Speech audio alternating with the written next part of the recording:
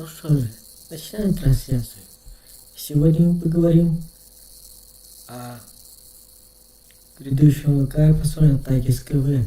Но прежде я предоставлю слово разработчикам. У них скоро будет трансляция по этому поводу. Посмотрим сначала ее.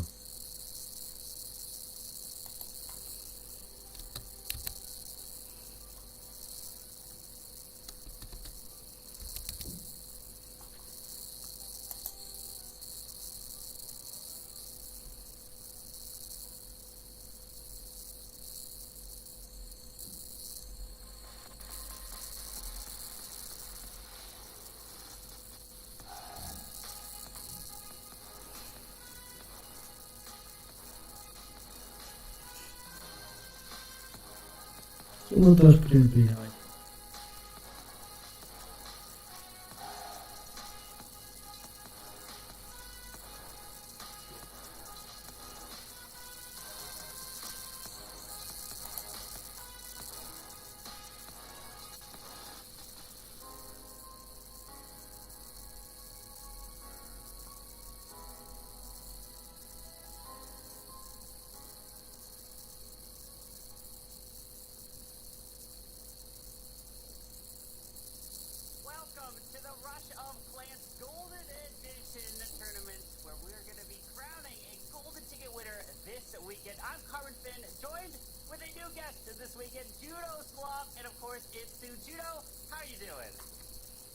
I'm doing very well, Carbon. Excited to be involved. It looked like you guys had a blast last weekend commentating all of the matches, so I'm just happy to be involved, get on board with all of that.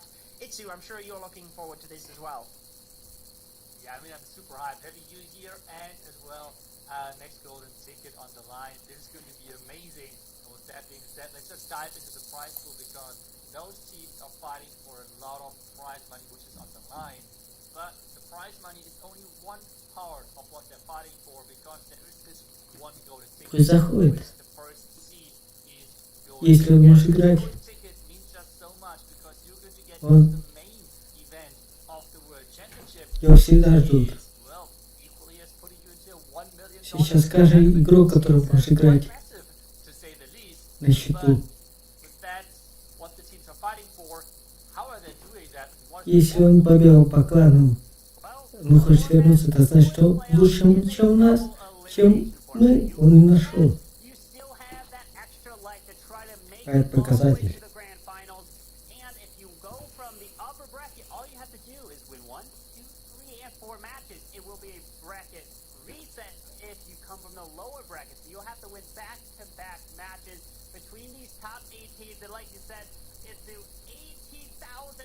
for first place and that golden ticket.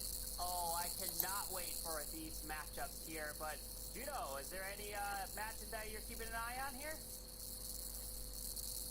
Wow, I mean, how do you pick one? One thing I will say is it's very exciting that we get to see every single match this weekend. I will say the first match is going to be incredible. A rematch, X-Team with the momentum. Obviously, Navi, everybody's favorite, already having that golden ticket. But I also have my eyes on Strut. I think they had such a big change in roster. They really seemed to pull it together last week when it was needed. So I'm looking forward to seeing how those matches pan out with those teams. How about yourself, though, Itsu? Any that stands out to you?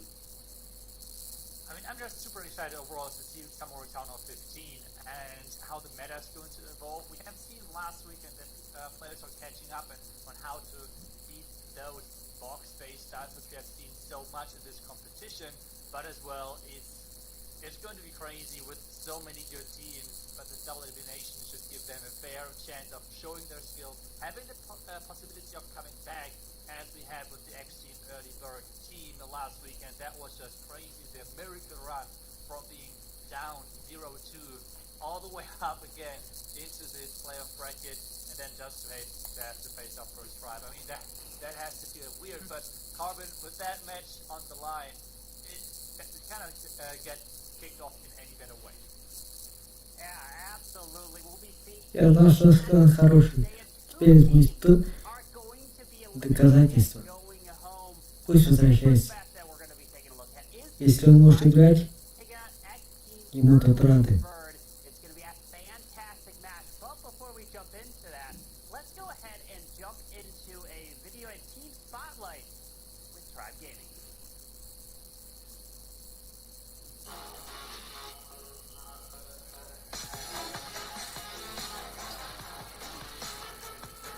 Привет.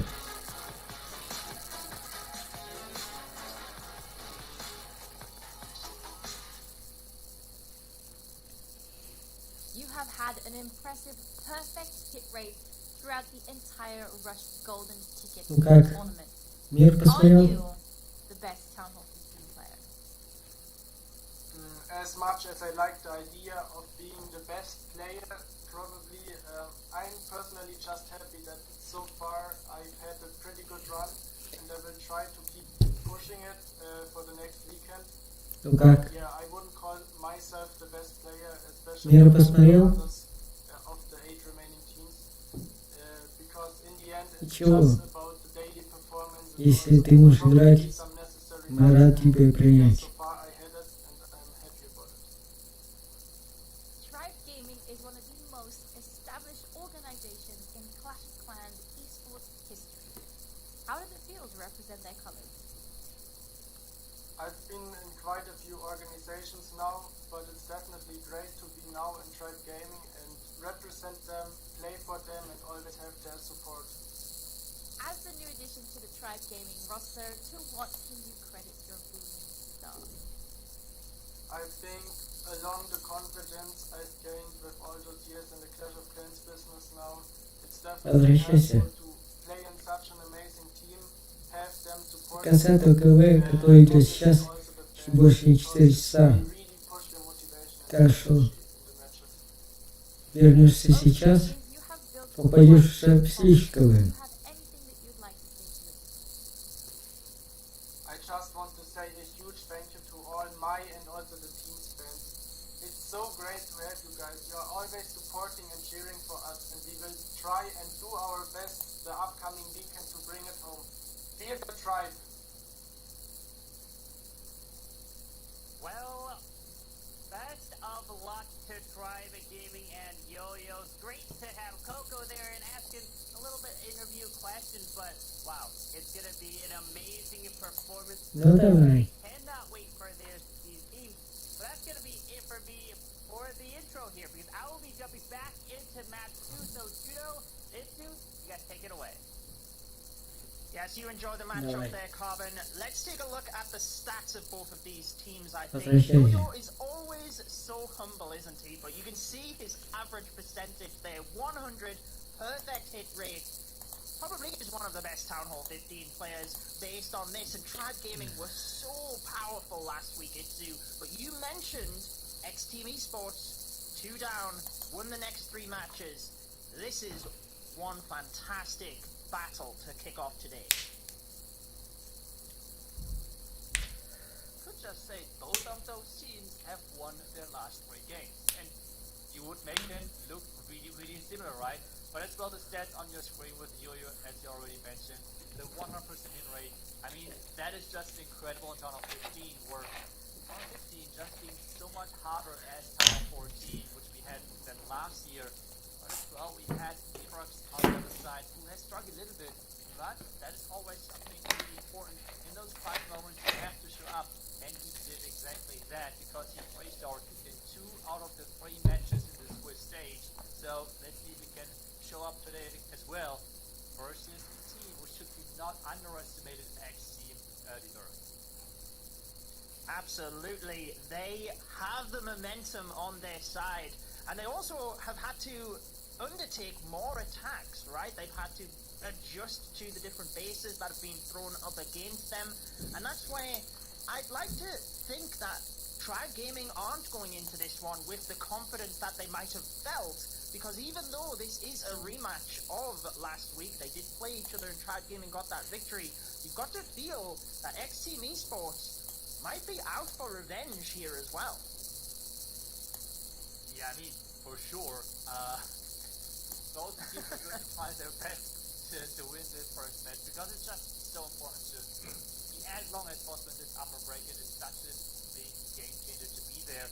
And we have the first tag underway. Take a look at that. We were talking about possible base changes. We have seen last week Chessman Gaming having one of the best defenses overall with those diamond bases. That is just really interesting to see now Tribe doing this as well. Yes, it's interesting to see them switch up their base designs, particularly because they do like to run a lot of the ring-style bases as well. And there you go, it's right off the bat, we have the tornado trap, all of the air bombs. Does manage to land the blimp close to that town hall. Let's just see if he manages to get it. It looks like he's managed to recover this and keep his nerve. Yeah, really nicely done. There's the giant bomb, but no small bombs. This means the super wizards are staying alive. There's not the small bombs, but they are too late. The town hall is gone. The blizzard has succeeded, but he invested quite a bit for that and did not worth the entire clan castle, which might be a game changer after that. Take a look at the core. This core with the rage tower, I think all three multi-fern towers should be covered by that, and this is where Town of 15 gets really tricky, especially for Lado attackers. Three raged up multi-fern towers and 2 air expos. This is going to be dead. Yeah, I'm looking forward to seeing how he deals with that central area, maybe just that perfectly timed warden ability, but so far continuing to chop away at the base. There's the rest of the CC coming across, should be able to deal with that relatively well, trying to get access to those multi-target infernos with those wall breakers, but not quite paying out for him there, it seems. No, and I feel like this is something which a lot of players are always confused about, how those wall breakers are running, but they always target walls where buildings are behind it. You can see around the multi-front towers, there is no buildings behind this first layer of walls, and that was what was not targeted. But now, oh no, he misdropped the freeze on the outside, and this could be a massive freeze for his raised up multi-front towers. Missing that, that's gonna hurt a lot. Yeah, it certainly can. He had to drop that other lava hound and just instantly press the warden ability to try and push through as much of this as he can. But with the 2 inferno towers in the center and the balloons not really going anywhere near that with the air sweeper, it's all about maximizing percentage here. We have seen some fantastic turnarounds last weekend as well, so all not lost here for X-Team Early Bird, but definitely not the start you want kicking off this weekend. Yeah, and this Tesla from the bank and is dead into those loons. The Queen ability is going to get some percentage, and we know how many, how much those percentage is actually going to matter with those attacks, with scores being a lot of times kind of similar, and every single building counts. But it seems like it is going to finish on this. Oh, wait, this 1 minion? Nope, it's going to be the 1 minion at the top, which is going to secure the 80% 2-star, but it's not going to get any further than that. Tribe is going to be up there next with their attack, and 80% 2-star. It's always great to have a solid defense. That is one thing, right? But you have to then do it better on offense to get something out of your great defense. Yeah, absolutely. I mean, we do know that Town Hall 15 is significantly harder than what we've seen with Town Hall 14, so it's not as clear-cut when you get a defense like that. Absolutely not. But I'm interested if you think there was something he could have maybe done different in the plan there. It looked like he wanted to carve in towards the multi-infernos with his heroes. Clearly just the wall breaker pathing, like you said, wasn't playing out for him. I feel like maybe he could have invested in the jump spell. Yes, that's quite heavy on the spells, but at the same time, if he would have gotten his crew into the core, taking down both multi-inferno towers, the sweeper was located there as well. That could have saved him maybe a haze, maybe a freeze, maybe something else as well. This could have turned this completely around. So I feel like maybe sometimes the jump is not that bad, and it would have saved them as well a couple of housing spaces, not having to bring the wall breakers. But overall, the first defense has happened, and we have missed a couple of, I think it's lightning spells, because X-Team Early Bird is using the diamond bases as well. This is, I mean, I was expecting a base meta change to some degree, but I was not expecting this drastic change. Take a look at that. The Arch Tower locked early on onto this lock launcher, and the lock launcher is already gone after just a couple of tiles.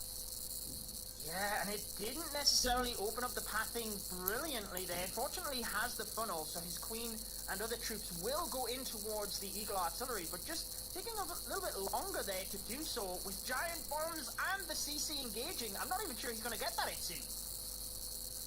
Oh, is he going to get it? The king is trying. Oh, the wait, Titan. there's the Titan. The Titan with her aura, and yes, the Eagle is going down. The wall break got his queen to that compartment as well, and now the Royal Champion is coming in, going to get, or trying to get that scatter shot out of the way. Somehow this queen is still alive, and maybe she can get some more beatings. She's going for a wall, and this means at least cleanup should be there. Another freak has to be invested to make sure this town is not going to shoot back, and this warden, where's the warden going? He has to follow those dudes around the town, or otherwise he might lose a lot in the process. Just about got there as well. Had the haste spell to push the balloons out of that town hall poison. Lava Hound also nicely inside that warden ability. I always like to see when the players can time that correctly. And he's still got another haste and 5 balloons to reinforce the back end of this base. Look at that full health Lava Hound onto the air defense. He's not celebrating yet, but I mean, it's pretty much a done deal right now, right? Yeah, there's the whole celebration. I think he was still concentrating on the loot. I think we have seen like a celebration, like a short one during the attack, as he knew that it's going to be a great star. And there's just some of those Lado players, like Gutierrez being one of them, who make this strategy look just so easy, and even with made openings. I mean, we have to mention someone here at the Stars. As soon as he's facing an opening, like if someone else is doing that, you're like, yes, let's go, we got a nice defense. When Stars is doing that, you have to be really careful, because you do not want to celebrate you earlier. Those players, just what they can do with those Lados is crazy, because in theory, it sounds so simple. Make sure your dudes always are flying forward, the timing has to be great with the spells, but it sounds simple, it is not at all. And that's the first place for Tribe, and now X Team really needs to make sure that they're staying close, at least percentage-wise. Yeah, absolutely. They don't want to fall behind too far at this stage. And it always amazes me, just going back to your point there, about how they can keep the momentum of the balloons moving through the base and to those key defenses. Like you said, it's all about timing on when to reinforce with the different balloons on the outside. Gutierrez being one of those players that I always like to see. And I mean, I'm still amazed at Stars swagging that heal spell last weekend. I'm looking forward to see whether he can top that this weekend, but not that we want to see that sort of, that sort of failed entry. But like you said, pressure already mounting on X Team Esports. And I know you were talking last week about how the pressure on attacks seemed to be the first and the last. So Tribe Gaming winning on that front so far. Yeah, it always seems like pretty refreshing then for the next attacker. This is why the first attack is just so important, because it's just getting you the momentum, we were talking about that, into the match and giving you a nice advantage. And there we go, back to box spaces. In earlier days, we have already talked about that teams trying to really use only one specific base. Oh, the baited rocket loon. That is interesting. They were expecting some loons onto this air defense and trying to defend that air defense with hidden Tesla right there, because it's such a common approach. Normally those air defenses are so exposed. And, well, what I was trying to say is that using different self bases is typically not the best and not the most used thing to do, because then someone likes to attack this self base, someone likes to attack, like, otherwise you're forcing people to attack always this specific type. But this one seems like Tribe does not care, and the balloon is actually not getting caught by this tornado trap. No, managed to get all of the way through. Clone spell, beautiful there to get the balloons on top of that monolith as well. The air defense on the right-hand side, though, that he missed due to the Tesla, has really done work, and trying to just reinforce over there. Gets one rocket balloon across and will take... Oh, he doesn't! Oh, my goodness! I mean, I was going to say he's already committed a lot to get that down, but he doesn't even get it anyway. That's going to be very hard to hit at the end of the base. I feel like it's like by now 40 housing space or something which was invested in just to take down this air defense, which has not worked. That is crazy. And those tests are really paying off. And take a look at that. Tribe really read them like a book. The tests are only on one side. The tornado trap against the blink was only on one side. They were expecting the entry from the bottom right side. And yet it does not look that bad. With the king ability top, the royal champ ability still left, and the queen ability still left, it's not looking too bad, to be honest. It's not. He's got a freeze as well. He can time right on top of that king. I'm guessing as his heroes approach that area, but he is trying to push through. Queen ability still there as well. I feel that Expo is honestly going to be the major threat for him, actually. It's just whether he can time his hero ability. And he's still got plenty of time. That's the good thing about the dragons, right? Is you can really then take your time on the back end and use things exactly when you need to. I think it's too close to call it, Sue.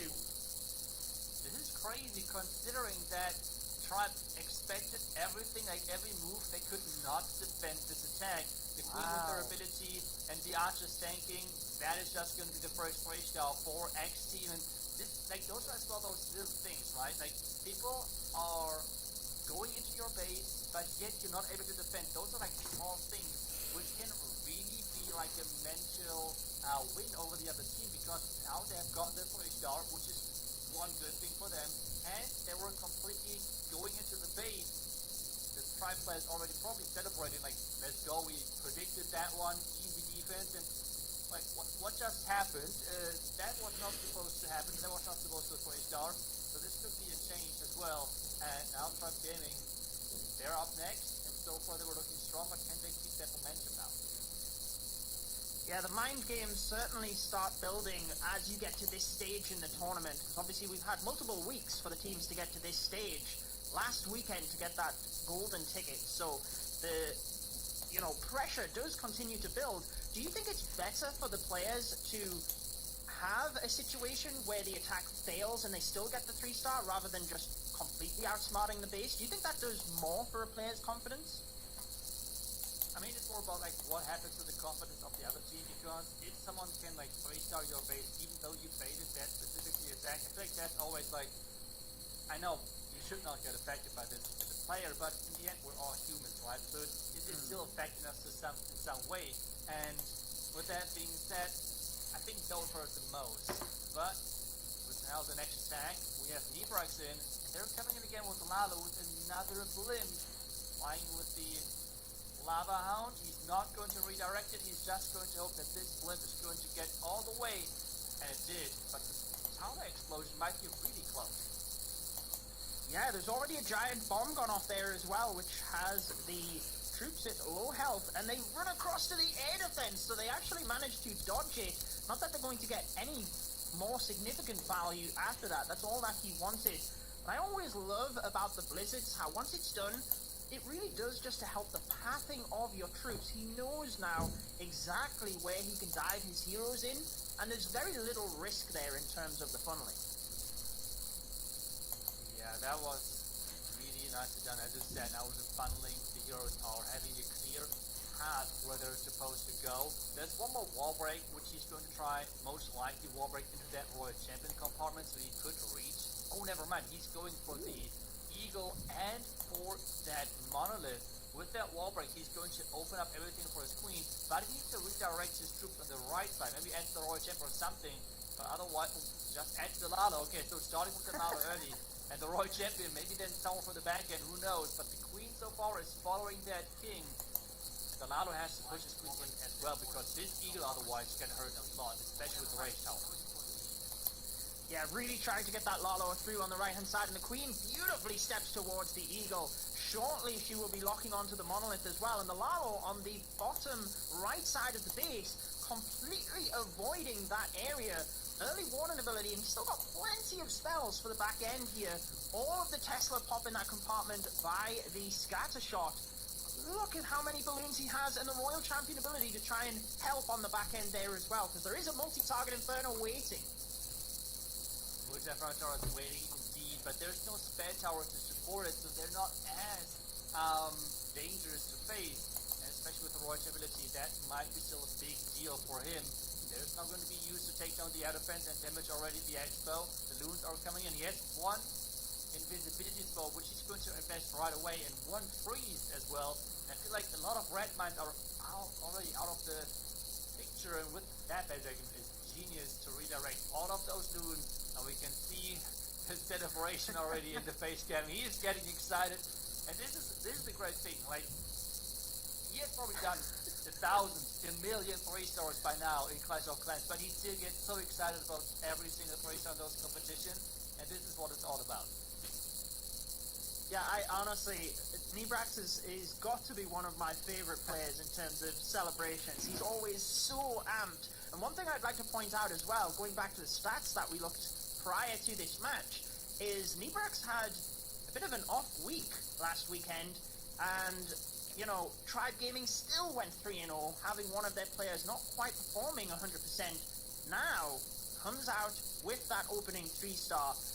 I mean, hopefully that is going to be, you know, helpful for him. I know he's got the experience as a player, but it can't be easy when, you know, you're just having an off day, I guess. Yeah, I mean, you went 0 out of 4 in the qualifier stage, but then it's all about how you're reacting, how you're stepping things up, because in the Swiss stage, he went 2 out of 3 in their 3 wins overall, and now he's 1 out of 1. So in those stages where everything is on the line, every loss matters, because in the Swiss stage, possibly you could have 2 losses and he's still in it, but he really made sure that he's getting all the way, and now this means the first place for him on the board in this playoff stage, and and XG is in with their attack with another Lalo and another Blip. Wow, going quite far into the base as well there, to be honest, but manages to land right in a dense area of defenses to hopefully get some pretty good value. Multi already goes down, Eagle now gone as well, continuing to use those invisibility spells, even commits another, but the scatter shot does lock on, so arguably wasted one of the spells at the end there. Yeah, to me, it's like the Blizzard is important, yes, but I feel like if I watch and spectate the best Blizzard attackers, it's all about what they can do with their heroes. So this is something I'm really looking forward to, and I think the plan right now is to charge this queen all the way into the scatter compartment, and then wall break her into the multi-opponent tower compartment, because she can reach the multi-opponent tower, she can reach the sweepers and the warden in theory. So this is, I think, the plan. If there's the wall break happening, and the wall break connected, the question is the queen even going in? That's the next question. Yeah, the barbarians from the King's ability do run across to that cannon, but doesn't quite take it down. Queen stuck on the skellies, and she is actually going to go down relatively quick after this, trying to force that lava loon in towards the town hall, freezing the monolith and the town hall. I'm going to have to continue doing so, Itsu, but just didn't get the value in the center of the base from the Archer Queen. Yeah, the value was really limited with the traps Tribe had set up there, with the Tesla and the skeleton trap. But no, this town poison, it slows down just so much, and there was nothing pretty much which survived this town compartment, and there's just so much base left. That would be a crazy defense right now for Tribe.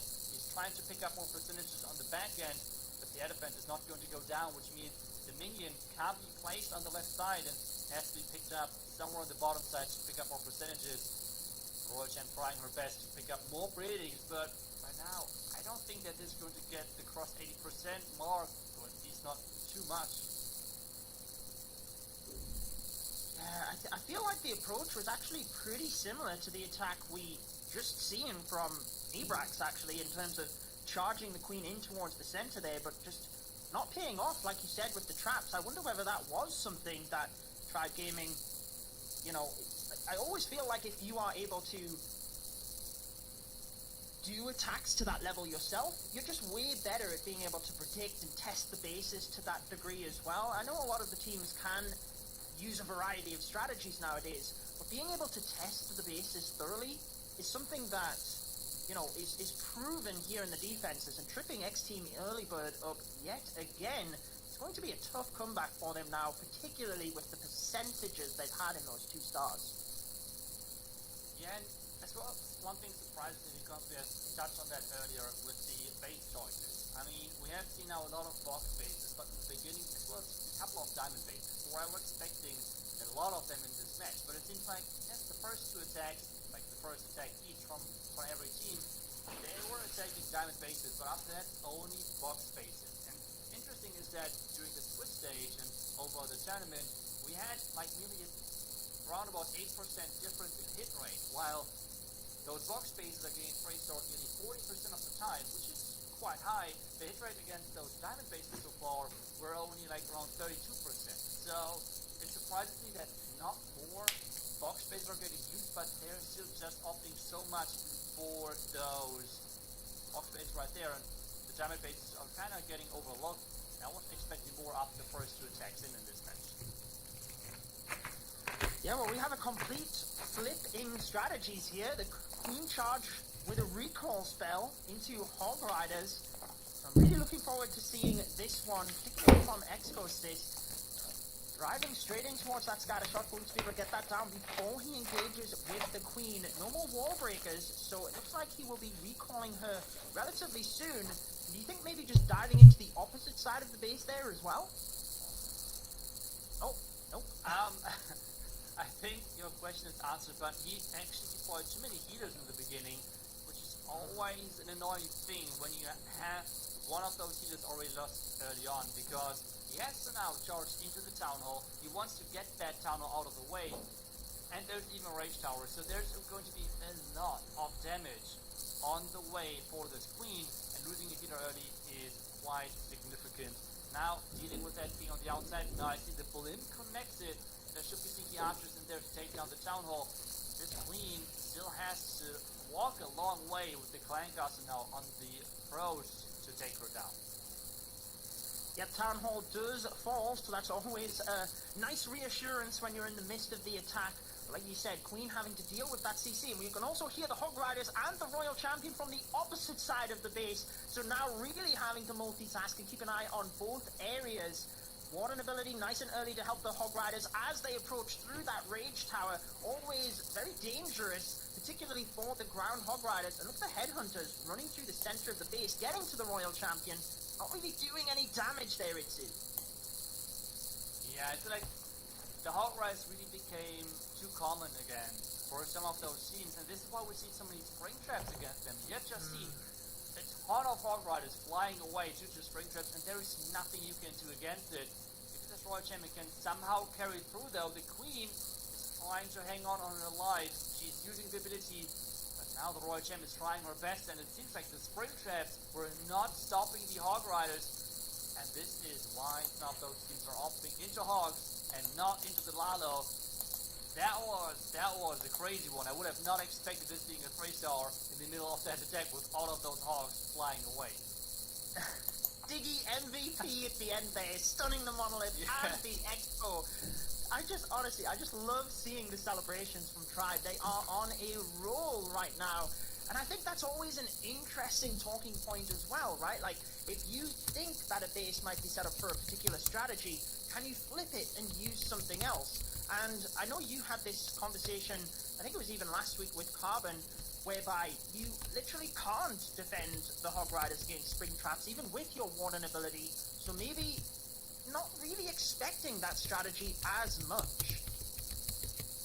Yeah, and especially a lot of people are always, when they think about Hog Riders, they always assume that you should bring tier spells. But on Town of 15, that's not the case. As you have seen with Exorcist with the attack, it's the rage spell, because you cannot keep those Hog Riders alive versus the rage spell scatter. It's just going to one-shot your Hog Riders.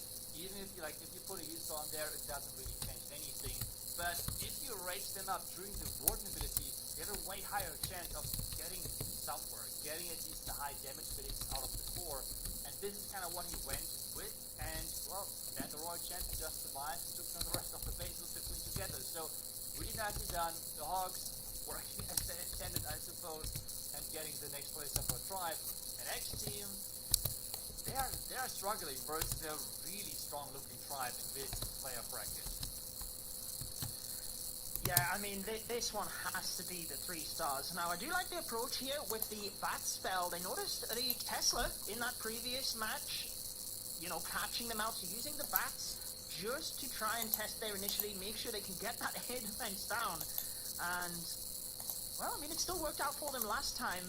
And this attack is obviously going a little bit better. So, on those accounts, let's just see what happens. I don't want to start jinxing people too early. And especially on the last attack, where this specific attack, or like this strategy, was baited so much, yet it still worked. So I think it would be really hard for us to call that anyway. But this tornado trap this time, again, catching that blimp. He has to invest the freeze for the town hall. Town hall going down, that's the important thing. And the clones are getting activated to take down that monolith. But the raged up at burn towers on the core did a lot of damage. And in fact, there's not that many dragons left alive. And take a look at that. That expo is out of reach for that queen without having wall breaks. Needs to do something about that.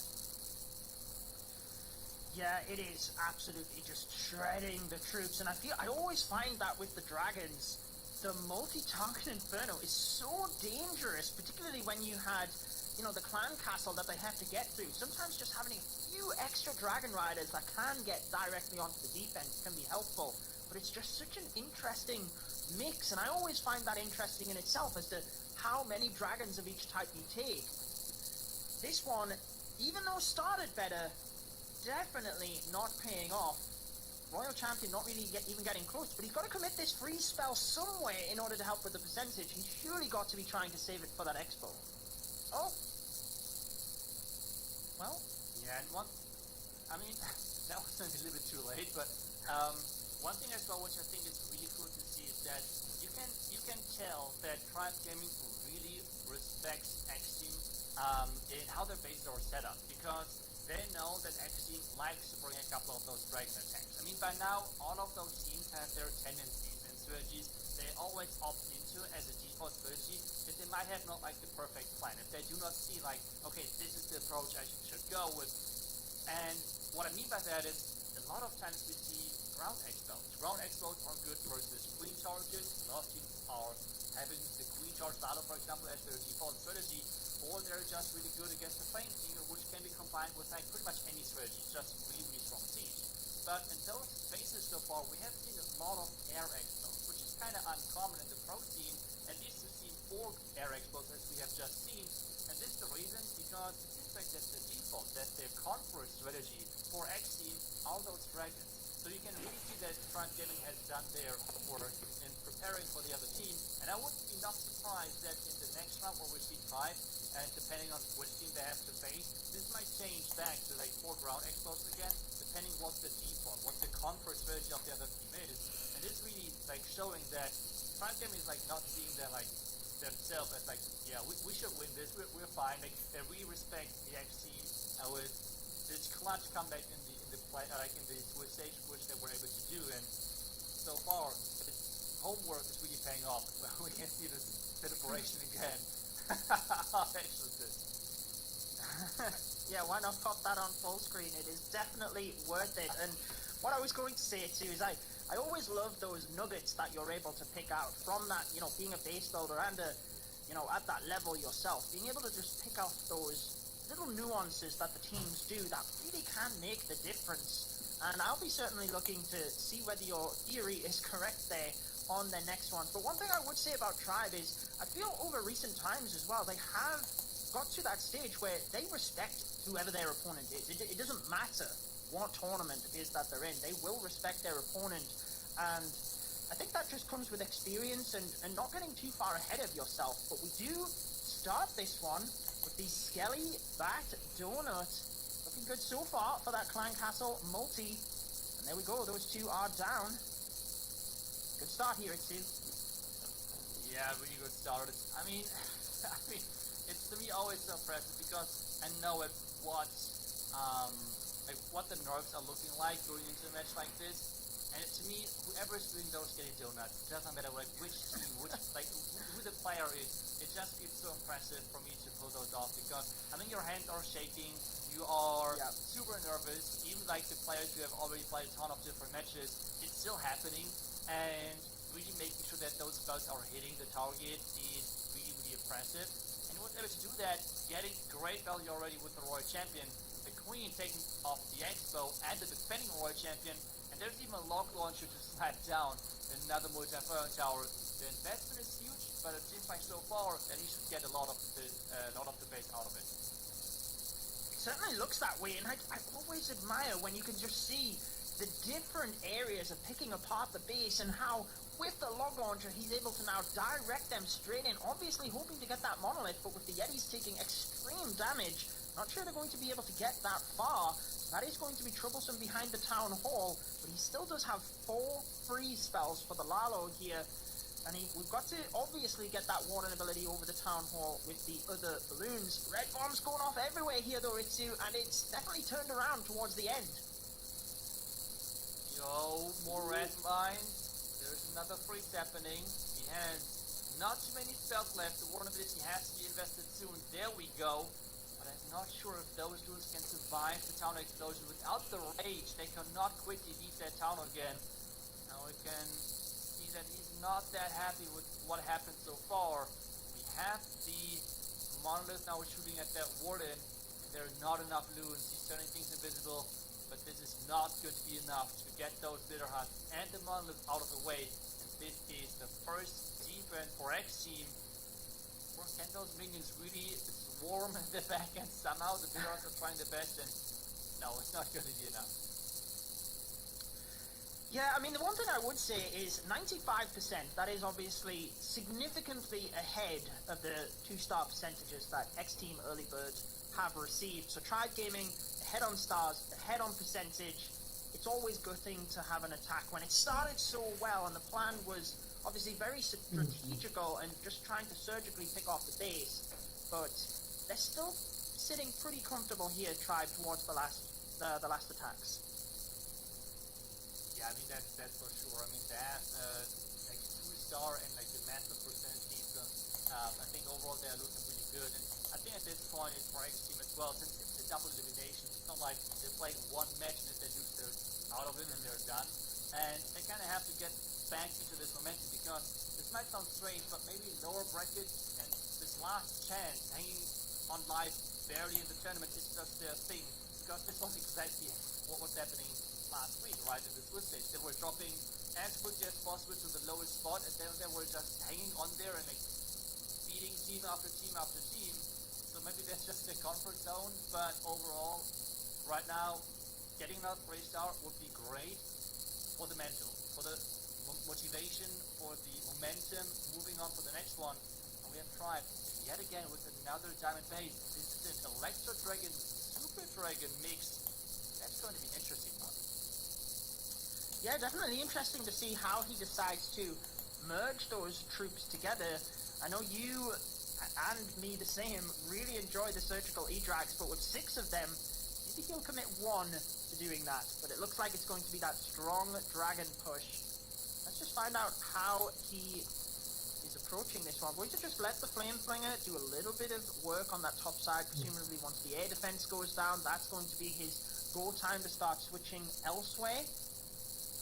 But again, I think what I went back to earlier was the dragons are a quick attack when you get it to work. So you can commit the last part of the attack to know you've got lots of time for the heroes, or you can utilize that time at the start with the Flame Flinger, which is what he's opting to do here. I mean, you said it.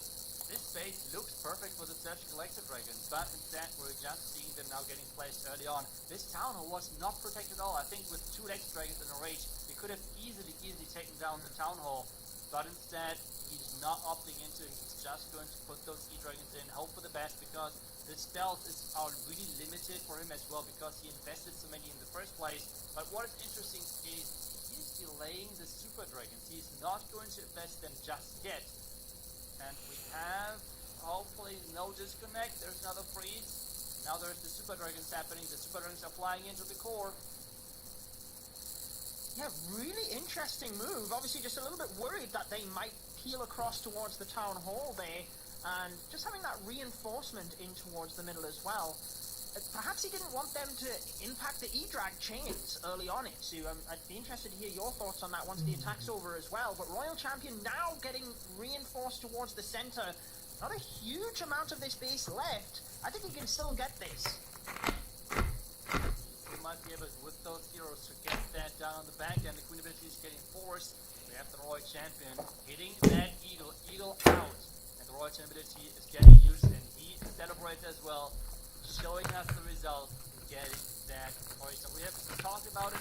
Maybe for this match, it's not like the most crucial thing, because at this point a 1-star for Tribe should give them the victory. But just like how they feel getting into the next match, I think this is a massive thing, knowing that they were able to pick up those 2-3 stars for one of the like top teams when it comes down to stats like offense and defense. And I think this is already like the big thing for them at this point. Yeah, I think certain teams do react better when the pressure is on, when it is all or nothing at that stage, and maybe that is X Team. I think going back to Bad Single, was it 2 years ago, when they seemed to have that sort of last pressure situation where they'd pull it out of the bag as well. So it'd be interesting to see how they do in the lower bracket. Just before we do get into the next attack as well, Itsu, if you did have a guess why he saved those Super Dragons, what would you say? I don't know, maybe we can ask him off stream. Yeah, we need to ask him, because on the back end I was thinking, okay, if on the back end there's a lot of buildings which are like really close to each other, and you get this value of the splash damage of the Super Dragon. It makes sense, yes, but that was not really the case. So maybe because he said, okay, we have only limited amount of rages, and as soon as those rages are gone, my Electric Dragons do not have that much value. And Super Dragons are better without rages. That might be the thing I could think of. Maybe that was the reason, who knows? But we have another attack where it's a really interesting base. Typically we have this really trying to split up the value, okay? Trying to not stack everything around the town hall, kind of like similar to the ring base, where everything is stacked in one location. Instead, on box base, to try to like spread it out a little bit, having the skitters exposed, and on the other side, the front tower on the other side. But this one is really all or nothing. Everything in one spot, all of the Inferno Towers, the expos, the town hall. So let's see how far this RAM is going to get, because this is not as far as you might have thought. Yeah, obviously didn't want to activate that town hall too early, but I am assuming he thought he was going to get further than that. Using the RC with the invisibility as well, trying to push the Archer Queen back a little bit, but obviously she is going to go down. 2 multi-target Infernos still standing in front of that town hall. And maybe we have a Stars repeat on our hands here with Yo-Yo. Let's find out. Yeah, but he really needs to be quick, because those rage towers are like this rage tower is reloading behind that town hall, and double raged up with Inferno Tower, you don't want that. You do not. This is really nightmare. So vulnerability early. Hazel should get them out of the town of poison quickly, and there they go. No Giant Trap. There's now the heal spell to get them covered. The majority of them are leaving the heal spell right away. The red mines are getting triggered by the lava pups. There's the freeze now happening, but the right tower is working as well on the back end. Yeah, and missing that monolith as well, I feel might be a bit crucial moving towards the back end here. You can see the Eagle Artillery slamming down into those balloons with that Rage Tower. He's going to have a hard job just trying to use the freeze spells. And I don't even think he's going to get towards the enemy queen here, so I think he does have to commit the freeze spells early. And that's another thing that I think is really respectable of Tribe, is even, they know they've won this matchup. They're still focused. Keep in the zone. Try and get as much percentage as possible, because you want to be in that mindset for the next match as well. So, not quite able to get the 3-star here, but a comfortable victory for Tribe Gaming, nonetheless. And some really impressive attacks to start out the day, too. I'm just trying to remember, I think, if I'm not missing anyone, I'm just trying to double check quickly. I think at this point, after this 2-star, we have only one player left in this competition who is still perfect. Yo-Yo so far was 7 out of 7. Gaku on the other side was 10 out of 10 so far with the matches played. So Gaku being the last player in this tournament, in this Golden Ticket qualifier with the perfect hit rate. He's going to play later today as well. Let's see if he can keep that as well, or if his 100% hit rate is going to fall through during this playoff stage. But on this one, Tribe Gaming with the win, 13-12 overall, and the result looks way closer than how it felt like during the match. Or how do you think? Yeah, it felt like Tribe Gaming were really interested in that dominant position, and maybe that is the confidence boost that, you know, X Team need going down into the lower bracket. And we will be seeing them battle later on today, because we'll be seeing 2 teams get eliminated. We will see the first 2 matches of the lower bracket. But I feel like, irrespective of how close it looks on paper or anything like that, just grinding out the victory is all you need. Clearly, I'm stating the obvious here, but just grinding out the victory is what the teams need. And Tribe Gaming, it doesn't matter how much they get the victory, moving on to the next stage, they're clearly happy. Yep, that is for sure for Tribe. But with that first match out the way, I think we're getting close to the next match already on the line. Maybe we should just get Carbon back on here, because you guys are going to cover that match, and hopefully there's going to be another crazy match. Yeah, I'd like to think so. Maybe we can have a quick look at the bracket there as well, just to show people at home what we have coming up, show that match, and obviously the ones afterwards. Hopefully it's being updated as well. But yeah, excited to hear what Carbon's thoughts are on that as well when he does join us back, because he might have been able to, you know, see the matches from a bit of a wider angle than us. But there is the first match being inputted, Tribe Gaming getting that victory, moving on to play the winner of the next matchup, Clash Champs and UG Esports.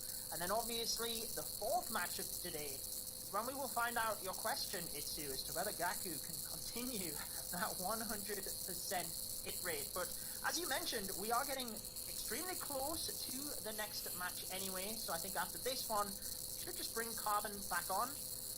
Have a quick think what he thought about that match, post-analysis, before we dive into the next one.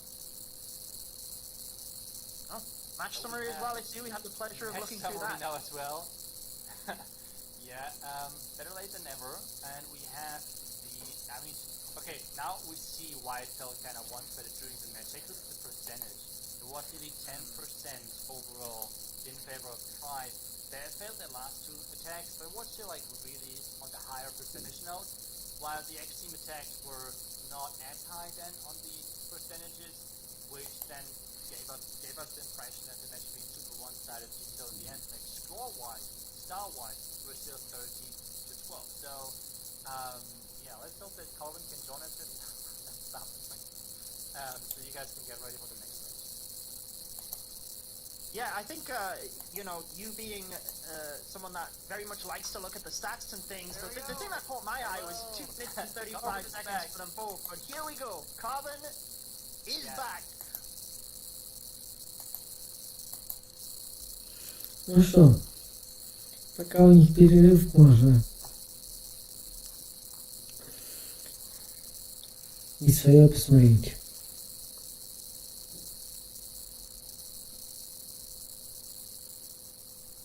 Если по-честному, каждый хочет оказаться на месте этих кланов. Потому что они участвуют сначала в отборе на чемпионат мира, а потом те, кто получил золотой билет, и в чемпионате мира. Сейчас те кланы, которые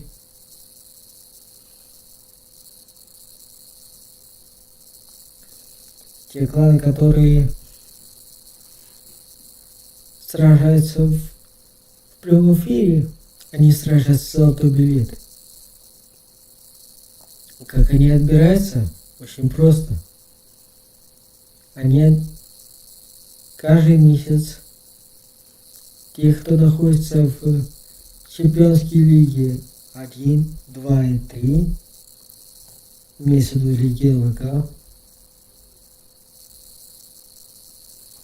сражаются друг с другом за попадание в эти отборочные.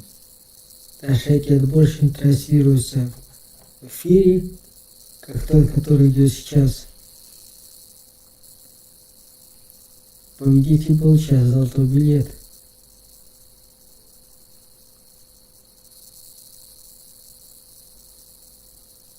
Золотых билетов 8.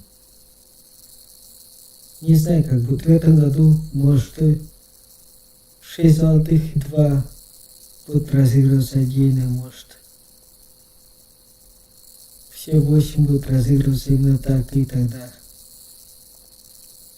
в конце года, в декабре, будет чемпионат мира по Clash of Clans, на котором была Клеопатра в прошлом году.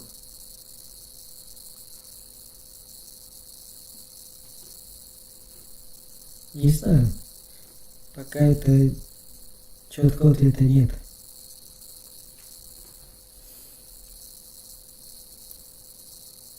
Хотелось бы, чтобы в этом году это было в рамках флэш-феста, как в году прошлом.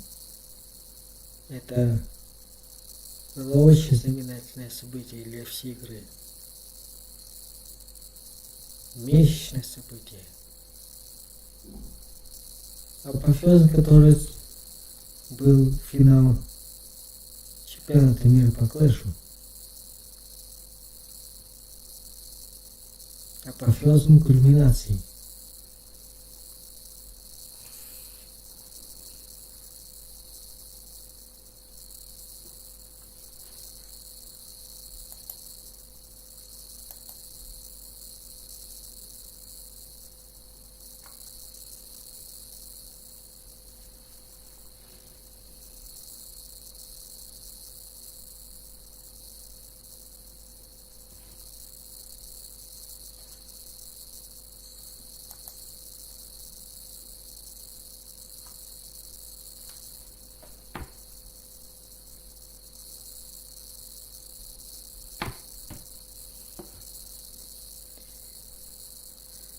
Да, сейчас мы далеко не в чемпионской лиге.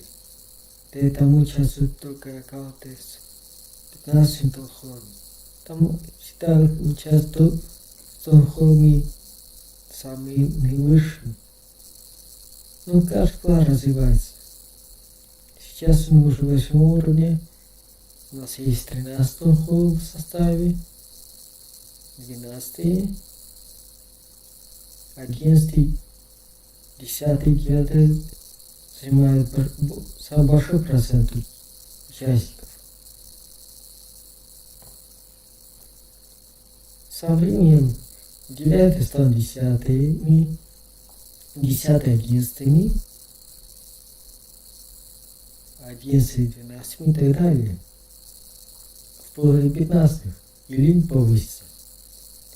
Сейчас это первые серебряные, а в грядущем году может повыситься и стать уже 3 золотой.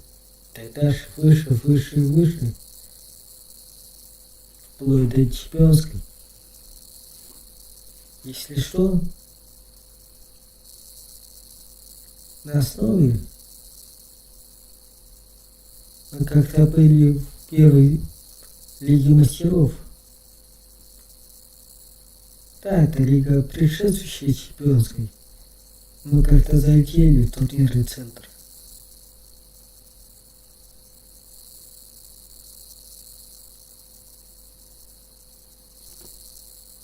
И участвовали в отборочных.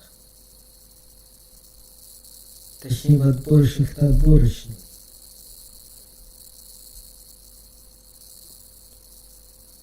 Да, в таких видео мы не участвовали, но тем не менее, это возможно.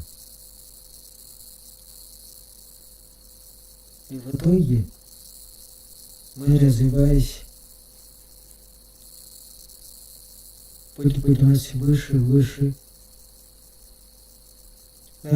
Наш состав будет, в составе нашего клана будет появляться 14-15 холдов, будет становиться больше. И, соответственно, шансы попасть на такую трансляцию будут повышаться. Каждый это хочет.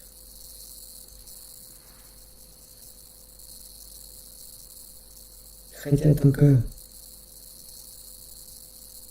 участвующие в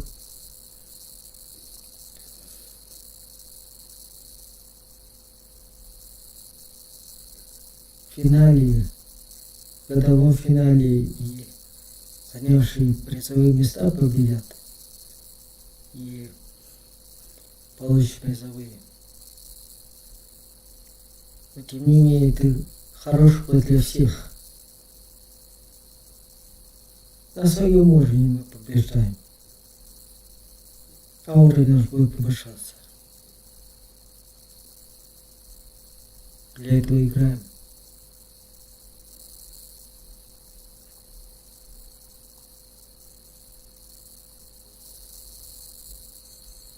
Для этого стараемся побеждать.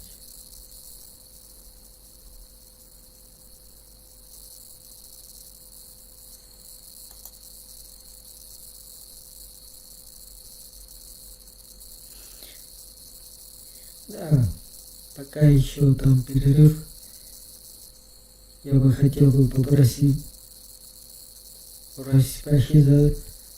за срыв предыдущего стрима. Там были перебои со светом. И в лучшем случае это были бы лаги и подвисы. В худшем постоянные обрывы и перезапуски стрима. Так, это не дело.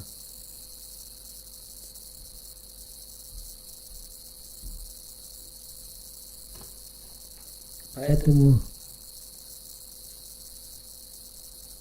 лучше выйти уже сейчас, когда интернет устойчивый и трансляция хорошая.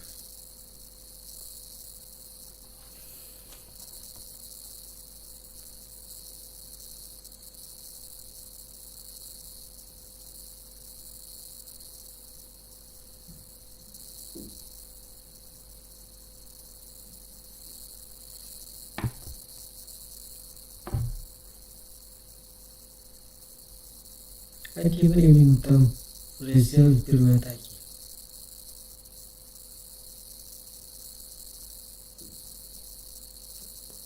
В новый отборщик КВ. Heal spells. He's got the rage ready for those hog riders and the warden ability. Ooh, wait, we have the healers. Oh, I think he just lost a healer. Not ideal, as this queen's now going to push her way in towards this scatter shot, rages her up, as this flame player is going to eventually push his way towards the town hall, but can he keep this queen charging in? Because not only is he going to take out the enemy queen, he's time to headhunter, but then he's going to have to deal with the models and the clan castles all going to be coming out. Yeah, a little bit early there on the headhunter. I mean, it's a shame he didn't get the full clan castle pull, because the poison would have been able to slow the archer queen down at the same time, right? But manages to push through that relatively easily. Wallbreaker nicely used before that building went down to give his queen access. As long as the royal champion can get a couple of these defenses up top, that should push the archer queen in, since the ice column is going to hold her back. The ground exo locked onto his flame flinger, which means it opens up very early. That is not going to get anywhere near this town hall. As the queen's continuing to charge in, there's another wall break, making the queen invisible, raging her up to keep her pushing through. And she can actually reach the town hall, making her way to the left there. Yeah, and he's sending the hog riders in from that top area. His archer queen, he's trying to charge into the back side of the town hall here, Carbon, holding on to the ability. That's why he was using the rage and invisibility. Now he presses that queen ability, as she will hopefully move down. I thought she was going the wrong direction, but she has turned to that town hall. Just needs a few more things down. She's locked on. Hog riders, though, struggling at the top area of the base. Hogs just tend to disappear in attacks. Spring traps, bombs, and everything in between causes the hogs to just disappear one by one. And unfortunately, he was not able to push his way through and pop the RC ability to get as much percentage as possible. But you're going to have to be putting up 3 stars against a team like Clash Champs to be able to have a chance, because the winner of this match is going to be taking on Tribe Gaming in the next round, since Tribe did defeat X King Early Bird just in the previous match. And in the 80s, trying to get every single building, that all will add up at the end. Really unfortunate, you know, you caught as soon as that ground expo locked onto the flame flinger down the bottom there, and really it was the grounded expos that then were dealing just too much damage to the Archer Queen. Had even one of those have gone down earlier on as intended, could have been a whole different story had the Queen have survived through that town hall area. But that's where, you know, the multitasking, as much as you need to be able to deal with that, it can cost you as well if you're not able to simplify the attack. I know myself personally, maybe not as much for yourself, but I don't even deal with plans like that because I know something's going to go wrong. Yeah, it's just very difficult to do an attack like a Queen Charge Hogs, because the Hogs just don't have that much health and they get sprung, especially when you pop a Warden ability. It's not like an air attack where you pop a Warden ability and everything stays alive no matter what. When you pop a Warden ability with a ground attack, you will lose troops with spring traps. And that's what happens to the Hogs. And Pasolino is in and finds a spring trap for that giant right off the bat as the Queen was trying to be protected as she continued to make her way left and eventually maybe walk in towards Eagle Artillery. Yeah, that looks like the plan, and the defending Royal Champion obviously already weakened by the lightning spells, so the King should hopefully be able to clear out that top area. A couple of balloons as well just to reinforce that, but the Archer Queen able to, like you said, sneak into that bottom side and just trying to thin out an entire area of the base, but lots of Clan Castle troops raging across to the Barbarian King, not going to be able to deal with that. However, hopefully, this Archer Queen can have got all of the value that he can just send the Lava Hound across to the corner of a couple of archers. Yeah, this Queen's getting fantastic value. Eagle's going down. She'll eventually be able to make her way to the single as long as the Lava Hound stays clear, as he's going to send that blimp across the space, pops the Warden Build, protect the balloon, protect the blimp, protect the headhunters to take out that Queen as the blimp is making it all the way to this town hall. Oh! Tornado's there, and I always get a little bit nervous with these sneaky goblins, particularly after last week as well, but his Lalo really struggling across that bottom side. That multi-target Inferno surviving, really going to be tricky. He's got a couple of spells, but it's all about the Royal Champion right now, I feel. Where actually was she? I was trying to spot where she was, and then she must have been under the balloons, right? Right, well, I think she was right under, I see the Diggy that ended up joining in where the Warden is, and so the defensive, or at least there was another Royal Champion towards the top, the defensive side of things, but sending a few back in balloons. He's got okay. Three spells, Carbon. Yes, hang on. Look at that. Multi's going down. The invis will go off, causing the balloons to go for the sweeper and then clean up. Yeah, they're gonna clean up and then go for the buildings after. Oh my! Wow. Look at that. I mean, if you can time the spells like that towards the end, even just a couple of balloons can get you so much value. You've seen that, and the invisibility spell as well. That is not easy to use on balloons. Just shows, even if something is not going right, you have to, at this level, be able to hold your nerve, look at the situation and analyze what is the best route from here. And that was just a perfect example of being able to spin and attack around and not get too wrapped up as to what's happening and just focus on getting that 3-star. Beautiful job. Yeah, and looking at some of the stats in terms of the defensive spells, I talked about the double rage box style in terms of defense is used 45% of the time. The next highest in terms of percentage use is only 16%. So you can see a huge gap in terms of what these teams are running on the defensive side. And the next gap is another box style base, but it's a rage and poison. So the invis is not even used in the second most case scenario in terms of the defensive side for these pro players. So it's really interesting. There was the invis on that was really in the core of that base, but it didn't hold, right? The double rages is where it's very difficult. If there was more of a rage there. Yeah, he had a lot of free spells, but that multi-target Inferno, if it's raged up, your balloons have no chance. That's why you need to save phrases for it, or you need to have a plan to take it out in your attack. We're now getting in with the next attack. You have to 3-star at this point to be hoping to have any chance. Yeah, I mean, they're already 2 stars behind, aren't they, with 3 attacks left, so to keep things in their own side, I mean, they have to hope for a couple of defenses anyway, but they've, like you said, they've got to 3-star here. 7 invisibility spells, using the Lava Hound and the Warden here, so maybe we are going to see that early blimp. The water, oh my goodness, we're seeing a lot of balloons here as well, Carbon, to try and have the Lava Loon push, but actually going down pretty quick, to be honest. Yeah, sending that blimp all the way across, pulling a little bit of the CC, actually no, the full CC lure, Lava Hound and some Rocket Loons, and the blimp makes it, and we're going to typically see those super archers come out. Yep, he's waiting, and then there's the clone invis, so he can secure the town hall. He can grab the multi. He wants to grab everything in this base. He's grabbing some fantastic value so far. Still 3 more invis. What's going to be left of this base here, Judo?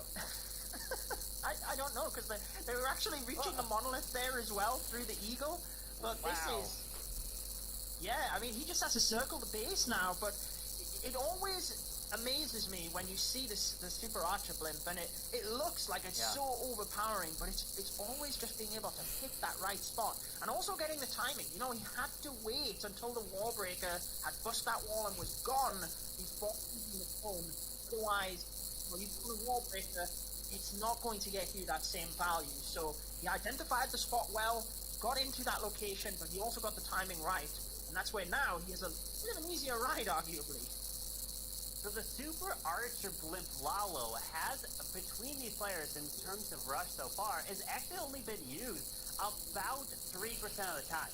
And it actually, out of that time, it has the lowest hit, or one of the second lowest hit rate at 18%, getting a 3-star, which you would think, wait, the Super Archers are just crushing bases and it just dominates. Well, it's just the back end. It's this part that is where the players are failing and not finishing off the base. And to me, it's like, well, this should be a 3-star, right? But look, this scatter shot is still up. The monolith is picking these off. It's going to come down to his king and queen now, as this world champion is still continuing to push her way through. Can his heroes finish this off? I believe he can, but does he have the time? 40 seconds left. It's looking good. It is looking good, particularly with that queen ability as well. The air defense is going to pick away at the balloons at the bottom, but with 30 seconds left, a beautiful job. And like you said, the stats not in his favor either. Yeah. Not an easy thing to do. And I wonder just how that makes them feel as a team. But also, do you think there's other strategies that are better? Because normally we see, you know, sometimes ground that follows up the Super Archers, but we also see a lot of time fails because of that. The Lalo is a lot quicker, but you don't have the spells to reinforce. So, I know you're enjoying the stats, Carbon. I don't know if there's any other Super Archer follow-ups that have been a bit more successful, just so people at home can get a bit of a gauge as to what they could be using after that blimp. Yeah, so I've got the stats from Chase DA. Absolutely incredible. Helps us out so much. And this is the top 15 stats here in terms of rush. Of course, the number 1 strategy, or actually the top 1, 2, 3, are all Lalo. We've got Queen Charge Lalo, Liz Lalo, and then we have Zap Lalo. And then we finally get to the next one, which is the Zap Electro Titan. And it is towards the bottom list where the Super Archer Blimp Lalo is being used. And it's not as high of a success rate as a lot of these other attacks. But now Leo with a recall spell and that Queen Charge Lalo. And we have the healers, we have the balloons, and it looks like he wants to be using that log launcher, which can help open up. Wait, okay. He doesn't have a. Okay, no. I was gonna say he could use an earthquake combination, maybe damage the monolith, send a log launcher from 6 o'clock, take out the monolith from behind. But no, he's got a recall, which he wants to send the queen to the town hall to secure that, and then pull that queen back. Yeah, just about to take out Bob's hut. I can't stop looking at that right now, how it's so different to what the Master Builder hut used to look like. It's like we have Otto over here in the main base, but I'm sidetracking a little bit there. Holding on to one of the healers here due to that recall spell, you've obviously got to be careful on the housing space so that you can recall everything. As soon as this town hall goes down, do you think he's going to try and get one of those expos, or is he just going to rip the queen out of it?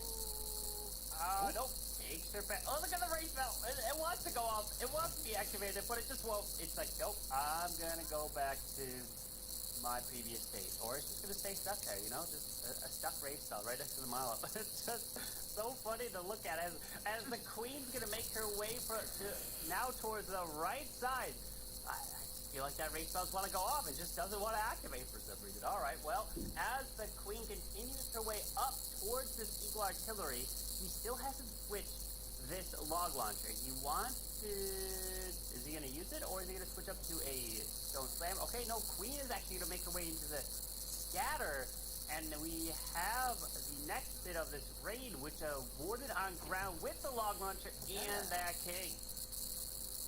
Interesting, because we've just been talking about the meta of the two rage spell towers, and it seems like he's just trying to pick off those two areas so the Lalo doesn't have to deal with it.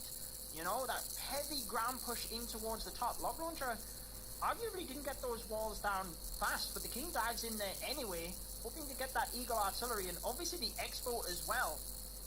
Rage spell tower at the bottom still doesn't want to go off for that Archer Queen, but he is really having to multitask to keep an eye on the top and the bottom. He can get this. It's going to be interesting because he's got the freeze for the multis. Yep, finally the rage at the bottom actually ends up getting activated there as the balloons are pushing their way around. The double multis in the core is going to be a huge problem. This queen's ability's force. She's going to go for the monolith. She's locking on, taking that down, but time, making her invisible. We do have a couple freezes. The RC has her ability. She needs to clutch this up. He's got enough to push his way through, but time. And I think he's got it. Oh my goodness! Look at it! It's that Clan Castle in the middle, but the Royal Champion is right there, Carbon. Oh my gosh! You called that. I wasn't even looking at the time. I was getting too wrapped up in the excitement of the attack. But with 20 seconds left, he still had over 20% of the base. Knew exactly what to do. Had it in the bag. Woof! That was intense towards the end. It was indeed, but of course the double rages on this base here. He had a plan for each rage spell. He had his queen to make her way back to take out that section, and then for the other rage spell, the king, warden, and the log launcher to help take it out. Because remember, if you don't take it down, it will rage up those defenses and absolutely crush your troops, and they'll get picked off, especially if you don't have a warden or the Lalo to protect the balloons with his ability. But now we are seeing, the Zap Electro Titan. This is the fourth most used attack strategy amongst these players here in the Rush so far. And it does get, a lot of these attacks do get really high percentages, but the hit rate in terms of how many attacks get the 3 stars, it's roughly around almost 42%. So it is a pretty, it's just not as the highest one, but it's a really strong attack strategy for sure. Yeah, I was going to say it's almost like they were listening to you. I do think maybe when he throws the multi there, it got a couple of shots off on his flame flinger, but I think he throws it a bit too late. I think the flame flinger would have even took it down without that freeze. But it's always about protecting that flame flinger, and is that damage that was connected to it going to be a problem? Now the Titans moving around the top there, he's lost one of them. Really wanted that CC down with the Titans, I feel. Yeah, with this push continuing his way in, there's the jump to bring him towards this clan castle, and then eventually does that jump connect into the monolith leading towards the town hall? But we do have that invis right next to the town hall and the monolith here as the flame continues his push. There's the warden ability, brilliant to protect the king, the bars, and continue this push through. But this queen now needs to be the one that secures the town hall. I feel like he wanted to reinforce the RC from 9 o'clock, but he's kind of just keeping on to her because of the town hall and not having that security. You can see everything kind of peeling off to that western side. Archer Queen finally getting towards the town hall, though.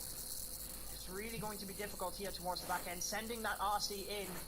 It's got to get that town hall, but there could be skelly traps in that area, Carbon. There could be. Then this cause that queen to ignore the monolith, go for other buildings, and not go for that town hall right away. And look at that. The Royal Champion will hopefully be able to secure it, but there's too much left on the backside of space, right? With this king coming back to life, which is huge, to try to maybe provide a distraction, but it doesn't, because the ground expo takes out the warden just like that, and it's only gonna be in the mid-80s here, and they are going to be up, one attack used, but the same amount of stars. So Clash Champs has got a commanding lead right now, but you just have to be putting up triples against a team like Clash Champs to have a chance to win.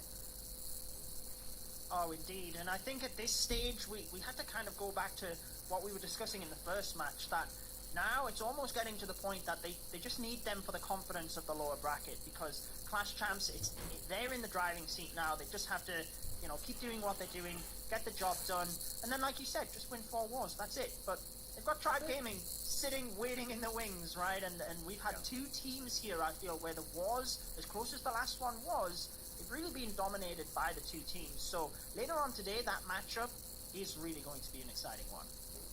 It is, and we are going to see that one here today. Plus, 2 teams today are going to be eliminated. This is a double elimination, so meaning if you lose, you are not out. You go to the lower bracket, and you still have a chance to fight your way back to the grand finals. It's going to be a tough road from the lower bracket, but it can be done, right? So it means you have that second chance. The Swiss stage is all about winning 3 and not losing 3, and now this is the double elimination here in the playoffs, and we have today and we have tomorrow. Tomorrow we'll be crowning the next golden ticket winner. Plus, if you win this tomorrow, you win first place is $18,000. So that is definitely another motivating factor for these players. Well, I would like to think so. Getting into the next attack here, we do have Celine Hill ready with the Zap Lalo. 10 sneaky goblins. Is that enough for the town hall area? I'm not really sure that it is, given everything in the way. So we'll have to see what he does here. What do you think, Carbon? Well, he did get a lot of value right there near this town hall, and there's only going to be that other one more rage spell over near this eagle artillery. So this, with the flame flanger, is going to go for the eagle. I'm guessing, is there going to be Teslas, or could just be a free eagle snipe here? If this queen can grab the town hall, you have to think about it like pathing. This queen gets the town hall, the lightning took out that value, flame flanger clears the far right. That Lalo can push in between the value of the lightning and what the flame flanger is securing to push his way through. So the value's there. Oh, and he's going to use, okay, he's not going to send the queen for the town hall. The sneaky is going to go for the town hall. Okay. I was going to say, I think it was even Clash Champs we've seen this from last weekend, actually, using the queen to take out the resource buildings in front of the town hall and then the sneaky goblins. And it's quite a smart move, actually, because then you can just easily cut the queen into that little area of the base. You see the Barbarian King cutting off the funnel and then tanking for the queen in this area. Beautiful timing alongside that Ice Golem. And with the Wall Breaker, that's going to lure the CC and give him access to the Multi-Inferno as well. And that sneaky, oh, there's the rest of the sneakies on the town hall. Got to keep your eyes on that. Will the tunnel be secured? The invis is down, and it will be taken out. Great value there. Can the king should come back alive. Secure the multi-target inferno just like that. The flame flinger. How? The flame flinger just easily took out the eagle artillery. That value? Wow, that was incredible value from the flame flinger. Yeah, and then the rocket balloons as well. Thank you for that Dragon Rider, who can then just sneak in and turn that ground expo. I just love the surgical approach of a lot of these attacks. But with the Lalo moving in through the top, he's got to get through the multi-target Inferno, and then it's a bit more plain sailing, to be honest, because the Rage Tower is down. We've got the grounded expo. I believe that's a grounded expo. It looks like on the back end. That multi still being troublesome. Yeah, Yeah, that multi should hopefully be going down. The rage spell's coming back, but what is he going to rage up? Really just a single target Inferno. That won't do much. He's saving these balloons for cleanup. And look at that. Seleno getting it done and putting yet another 3-star on the board for Clash Champs with a dominating start here in round 1. And they are, I mean, they've definitely done enough to win this match. Yes, there is one more attack coming from each side, but look at that. They are already up 3 stars with the same amount of attacks used in this match, which means just a single 1-star and they can take it for sure, even with a 3-star from the other side. So that means the winner of this match, the opponent, is going to be Tribe Gaming, waiting in the mist. Going to be a team that is going to be a very difficult opponent. Tribe went 3-0 in the Swiss case. They won this match, so they are looking good, but they did get 3 triples to start, and then they had back-to-back fails, so we'll see how that plays a role. But Clash Champs starting off fantastic here in the playoff stage. Yeah, I mean, if Clash Champs can keep this momentum, they have to be feeling like they can take the next round, because in the Town Hall 15 meta, what they're doing, it's not easy, and I don't know if you want to say it or if I want to say it, but one more attack and then, we know what they could get. We don't want to jinx them quite yet. Here we go. Itsu would say it. Itsu would go out and say it, and then the jinxing, I didn't say it, okay? No, I didn't say it. But Itsu would be like, oh, no problem. He would just say it. It's the jinx. It's the caster jinx. We don't want to do it to them. As we're seeing now a Queen Charge Lalo going to be coming in with that King. That is going to be used right off the back to try to go in towards this multi-target Inferno. And we do have 3 super wall breaks to charge his way in and trying to push his way straight into the Eagle Artillery here. Yeah, I feel like the Archer Queen stepped back due to the, well, it actually was the Expo. I thought it was the CC that pulled her back, but I was a little bit worried that she was going to move up to the top location. However, she is now standing exactly where he wants her. Dive in towards the Eagle Artillery, the Multi-Inferno, and just clearing this entire side. One Valkyrie in the mix as well. I always like to see those little troop combinations, just for specific reasons in the base. But the Battle Blimp, moving in, not quite getting close to that Town Hall carbon. Well, I think he's just going for that.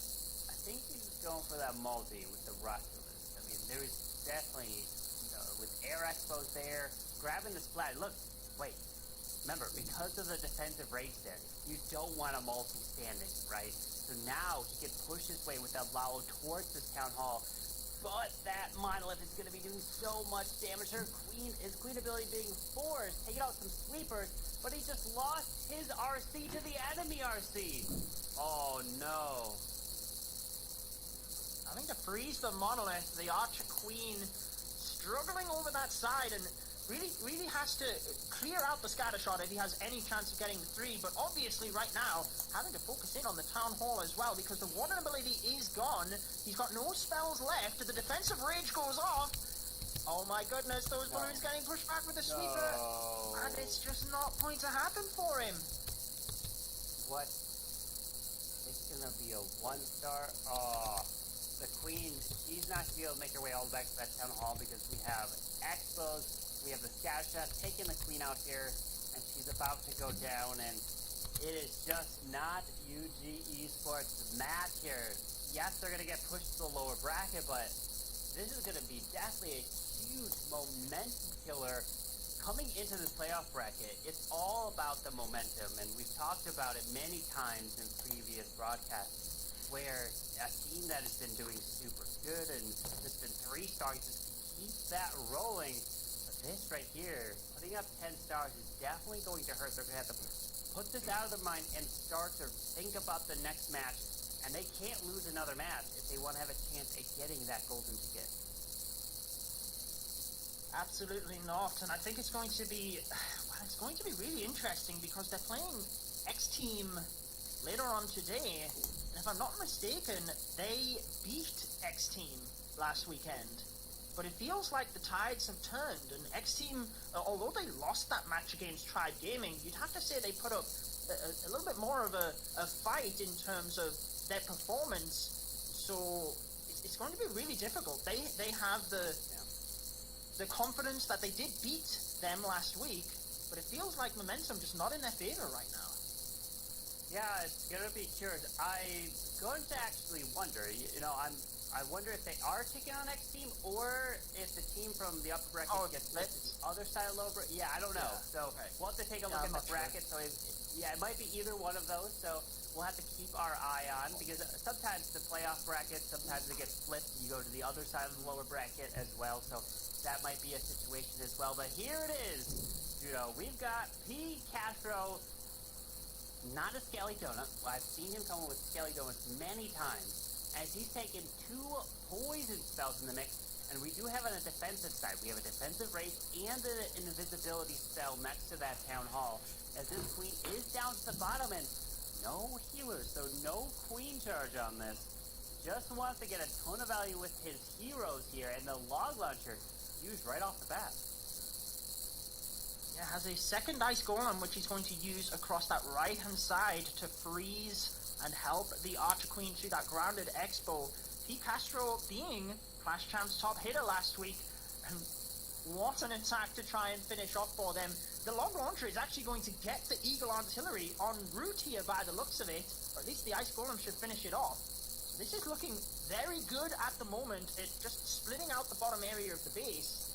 But interestingly, did he have ice golems inside of that? Do you think he wanted his queen or the king in the middle there as well? Interesting. I think maybe it would have definitely been benefited if the queen did walk, but I mean, she did go to the side. The Yetis are there, and he did actually secure the monolith, which is huge. Headhunters taking out the enemy queen. The RC's taking out the scatter, and here comes the Lalo straight to the top side into the multi, as we have the defensive rage is there, but he's trying to push his way through that town, or through the Tesla farm, but he's moving his way, and you gotta use more phrases onto the tunnel as you approach, because of the defensive rage tower there. Yeah, just look at what he still has left, Carbon. He's got 13 balloons for the left side, and a bunch of spells. 2 freeze spells, 2 invisibility spells. Just uses that rage up there over the Town Hall. And I'm not sure there's anything that can go wrong right now. I feel happy in saying that if the viewers were wondering earlier, we were talking about the perfect wall. And P. Castro being that top hitter, not cracking under the pressure. There you go. Perfect wall for Clash Champs. What a start for them. This was a performance. What a statement here. 1 freeze, 2 invis, a poison spell, and on top of it, a perfect war for Clash Champs. What a way to start off this playoff bracket for them. They are now going to be facing Tribe Gaming in round 2, but incredible performance. Their bases held strong, not only on the defensive side, but then they come in with the perfect, with all 3 stars from their players. That is a huge, huge momentum here for Clash Champs, and let's see if they can continue that against Tribe Gaming with all 3 stars.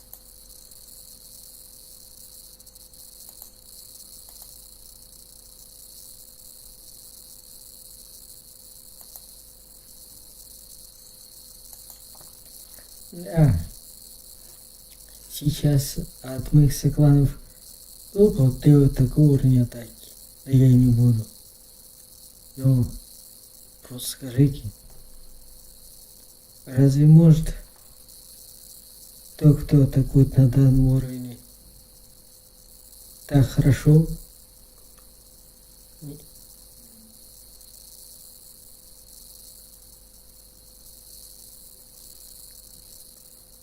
В развитии не атаковать подобным образом. Вот он уже использовал инвиз и разнес центр,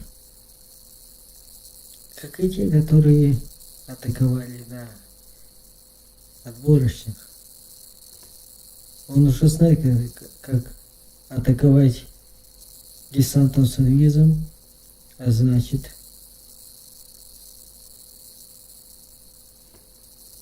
он сможет приспособиться к таким атакам, когда станет 15-й ходом. А я думаю, он обязательно устанет. И разве побеждая сейчас в первой серебряной, мы не можем побеждать в золотых, хрустальных, мастерских лигах и даже не выйти в чемпионство? Конечно, мы можем. Я верю в нас. В каждого из нас и в себя в том числе.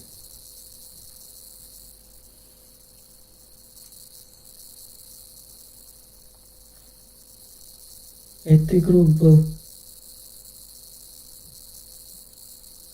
8-м толхом, сейчас он 10-й.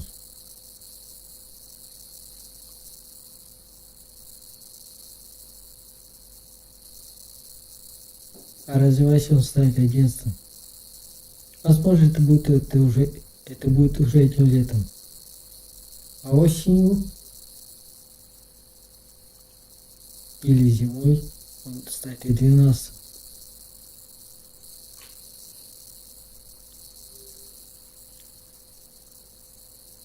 Я же тоже летом стал 13-м холм.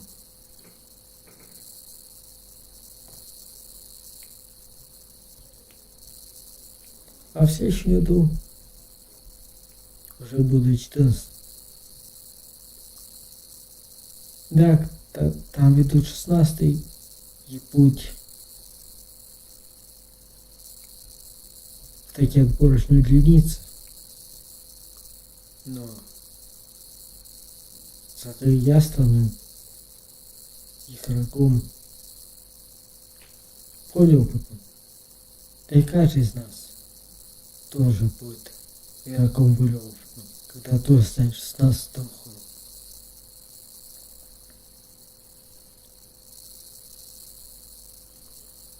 Я атакую на нынешнем уровне так, но сможу атаковать, возможно, и лучше, чем те, которые сейчас сражаются за золотой билет. Я верю в нас.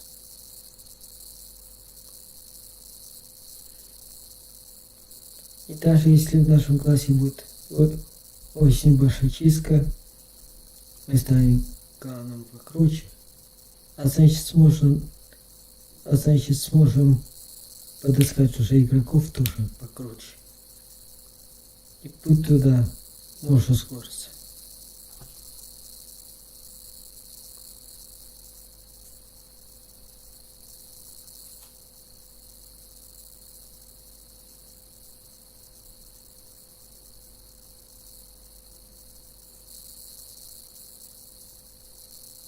Сейчас 2023 год.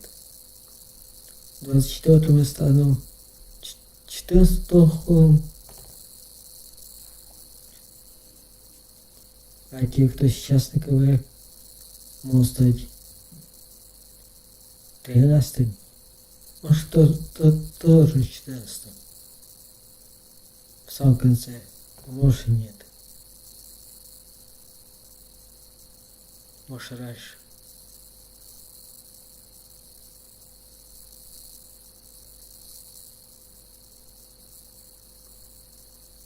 А уже в 25-м году у нас могут быть и 15, и 16 холм. И уже тогда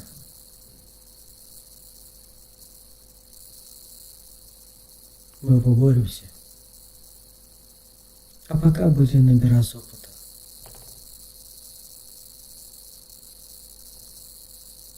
К примеру, как вот он. У него уже есть опыт атаки на 10-м холм, хорошие атаки на 3 звезды.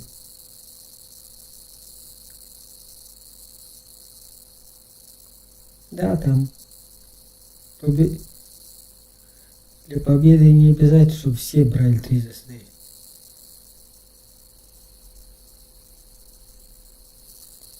В первом сражении это так и было. А чем больше трехзвездочных атак, тем больше шансов на победу, что доказала вторая схватка. 5-му игроку уже вообще можно было даже не атаковать. Это была чисто косметическая атака. Но тем не менее он ее сделал Теху. Потому что они высококлассные игроки. Ну, мы можем стать такими. Не писать станем.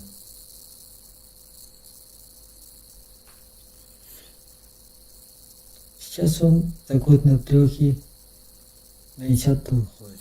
Потом, скорее всего, будет на 11, на 12 и так далее. Вплоть до наивысших на тот момент 16.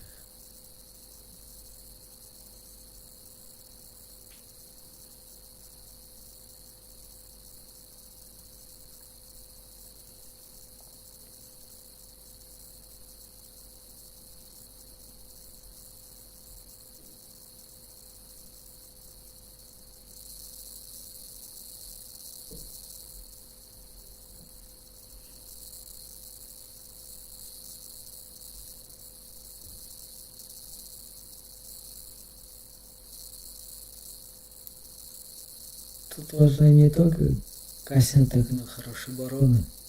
Это тоже было видно из трансляций. У нас такие есть. Вот, к примеру.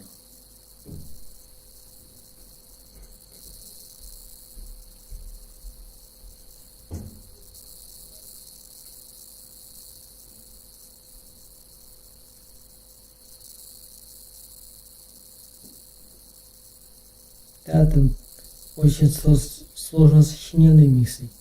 Гораздо сложнее, чем мутёный гибрид.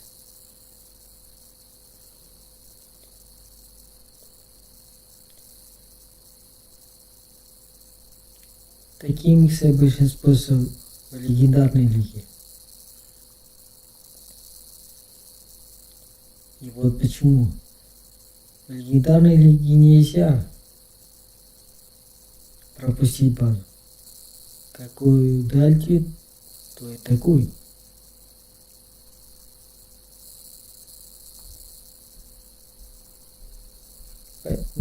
Поэтому подбирай базу под микс не получится. Нужен универсальный микс, который учитывает все возможные ситуации в атаке. Поэтому они такие сложные.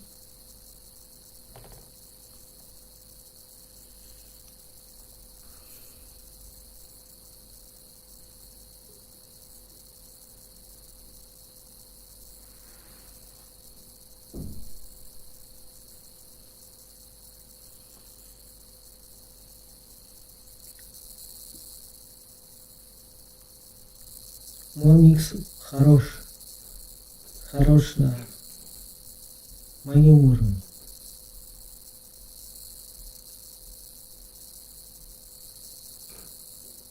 Возможно, даже хорош на 13, 14 или даже 15 холлах. Но чем ближе к чемпионской лиге на ВК, тем ситуация может быть непредсказуемой. И в какой момент надо будет использовать миксы из легендарной лиги. Тем больше к тому времени я буду сам уже могу быть 15-го хода и быть в легендарной лиге.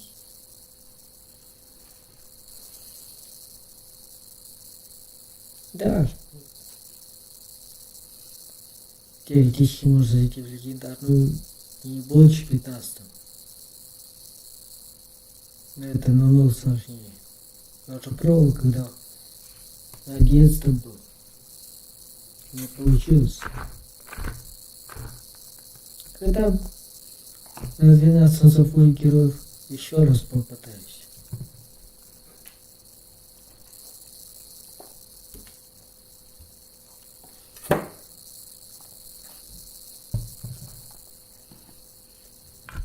Я тогда в легендарной буду атаковать темным гибридом, так как миксы которые используются в легендарной лиге, мне будут недоступны. Но по мере открытия новых воинов, заклинаний и героев, так, будет еще один герой на 13-м ходе.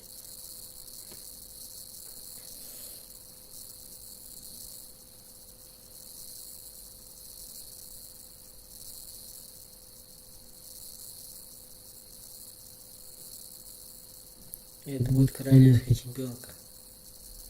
Тут написано чемпион, но это просто перевод такой. По-английски второй чемпион. Что как на русском, так и на английском. Как, может быть, как и чемпион, и чемпионка. Переводиться может на русский так и это. Просто их перевели. Но на самом деле это герой женского рода. Кроме того, на 14 добавляются питомцы. Количество которых расширяется на 15. Так что полноценные миксы из легендарной лиги, из тех, которые используются в таких соревнованиях, может быть, используются на 15 ходе. А там сейчас снова схватка. Включу же.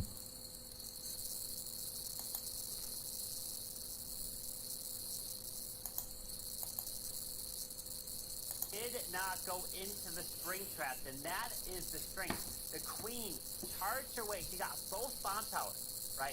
Both bomb towers, and then the hog were lucky enough not to go into a spring trap farm, I guess you kind of call it, where because sometimes there's bases where I've seen where they put spring traps everywhere, maybe next to a defensive hero, trying to stop headhunters from taking out a queen or raw champion, and not thinking about the hog. So it's really it could be lucky at the end of the day of where some spring traps could have been placed, but the charge and the breakdown of the base was perfect there for Tryhard, so it went in his favor to start off with a 3-star. Yeah, and like, what impresses me then even more is just overall the hit rate so far of those hogs has not been that high. Like recharge hogs is one of the most used strategies, but at the same time only a 25% hit rate, which is not really high considering that some of the other strategies are way below that. But he made it work somehow, and now it's up to us with his super dragons. He likes to run them quite a bit, and he was practicing with them, so I cannot wait to see if he can make this work. The lightnings early on into the core, and now we have this attack. I think if I remember correctly, he showcased that to me as well in person, that he said, okay, this might be pretty good, this might be pretty good. Let's see if I can show it sometimes, because I think he's going to do a far side blimp now to reach that tower. It's going to be like a sneaky goblin blimp or something, but if there's the tornado tap against that, this is going to be messed up. And there's the blimp, as I said, far side with that Warner Blissey now combined. It's an all or nothing attack. Oh, what? That Warner somehow came back perfectly. So he was able to clip every single one of the Super Dragons. I was worried at first that they might have split off and it might have not been able to protect them all, but he was able to perfectly protect them. The sneakies, like you mentioned, took out that town hall, and luckily there was no tornado trap to speak of, as now he's continuing this queen to charge around this base. Yeah, the core is gone, and this is what this strategy is all about. It's about the heroes circling the base, then the super dragons taking down the remaining point defenses, which could be actually a threat to those heroes, but there's still a lot of base left, if I'm completely honest. The king is now on the other side, and this ground expo is going to be a really big problem for him. King making his way slowly towards the top side, and he has a lot of time left, but not that many troops to work with, and those heroes, they have to really carry. Indeed, that king's got to move his way through towards the enemy champion and eventually into the scatter, but he's got his RC. And at this point, he can't really send the RC into the expo because the defensive rates will go off, and then she'll get picked off really quickly. So he's going to have to time everything perfectly with a freeze as he rages up this queen, and somehow this warden is actually still alive, now assisting this queen, which is huge. Now the Coco wardens, if there's any black lights, not going to hit the heaters, right? Like that's how it works. I mean, so far it's kind of nice to have this warden hanging around with that queen. Another freeze. And it always surprises me how much power those heroes can have on the back end, because this king took down the scatter. The queen, there is an opening, she could reach everything, but the time, Carvin, the time is ticking, but with the Royal Champ, it should be enough, or is it? Yeah, he's got it with the RC ability. It's gonna skip through, take these buildings down, and it is a 3-star indeed. The Zap Queen Charge Super Dragons. Maybe that's the play against these bot-style bases.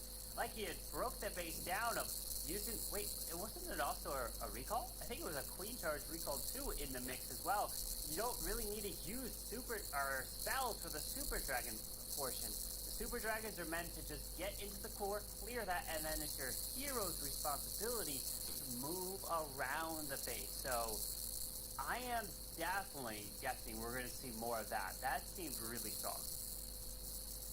I mean, for sure, it's like always only the one thing, which is the problem. As soon as people are catching up to that and putting one sneaky tornado trap behind the town hall, this attack could really turn into like a 1-star trap, because, I mean, if the blimp is not getting that town hall, how is he going to save that? It's going to be a really big nightmare otherwise. So, it's a strong strategy, but there's a certain risk with it.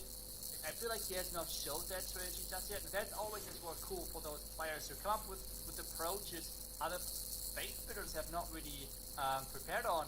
And Carvin, what am I seeing? Another Hog Rider attack, and this time it's Simply himself.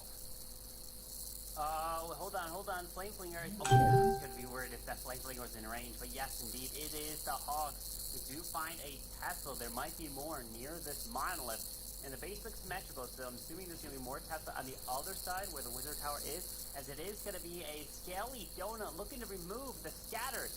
The Eagle and the Clan Не Council совсем. all together, and if he secures all this, the value is Я сейчас fantastic. эту схватку, Does it go down? No, it doesn't. эту схватку покажу, и No, but at least there is когда no Speeder Hut close by, okay? So maybe maybe a Hog Rider can just accidentally hit at it, or even и когда она закончится, я не буду ждать следующее закончится. Просто я показываю, какими могут быть атаки. И что, да, сейчас наш уровень далеко не такой высокий, как уровень, который пока в турнире никакие. Но я верю, что мы можем добиться таких высот.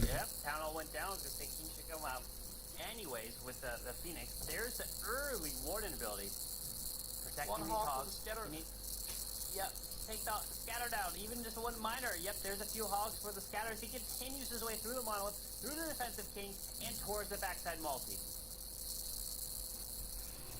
There's now the back end freeze for the scatter, but the rage tower in the core, the rage explodes, and the rage И находясь сейчас в первой серебряной яблока, мы можем подняться выше, и достичь четвертых, откуда и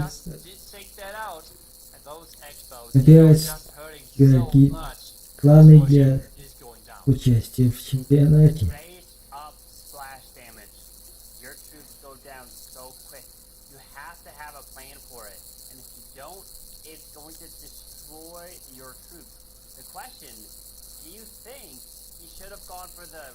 Сама трасса будет идти 6 часов.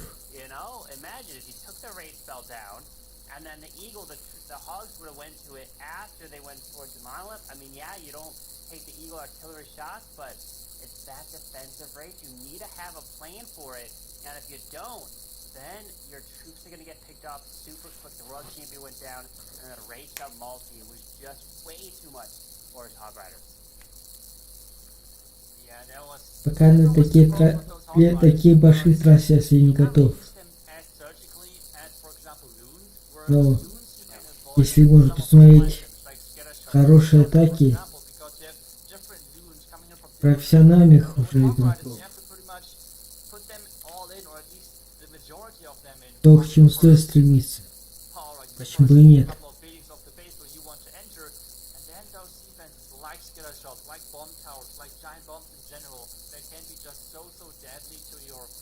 Тем более, что это относится с тем средним. Трансляция будет завтра. Ну, я буду стрим посвящен другой теме.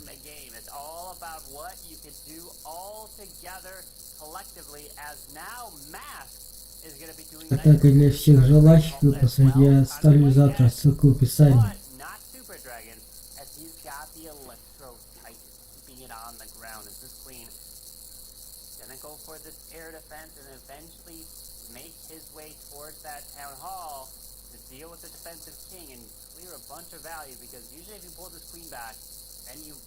Pull the queen and then you maybe send the queen in with the main sort of charge, but that's going to take a lot of time.